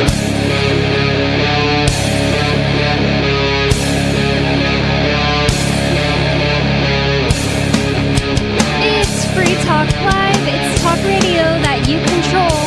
That means that you can call in with whatever's on your mind. You can talk about what we're talking about or change the subject. It's an open phone show where you can bring any topic you want to as many people as are listening. 603-283-6160 is the phone number. That's 603-283-6160. And with you on Free Talk Live tonight, you've got me, Bonnie. Riley. And Jay Noon.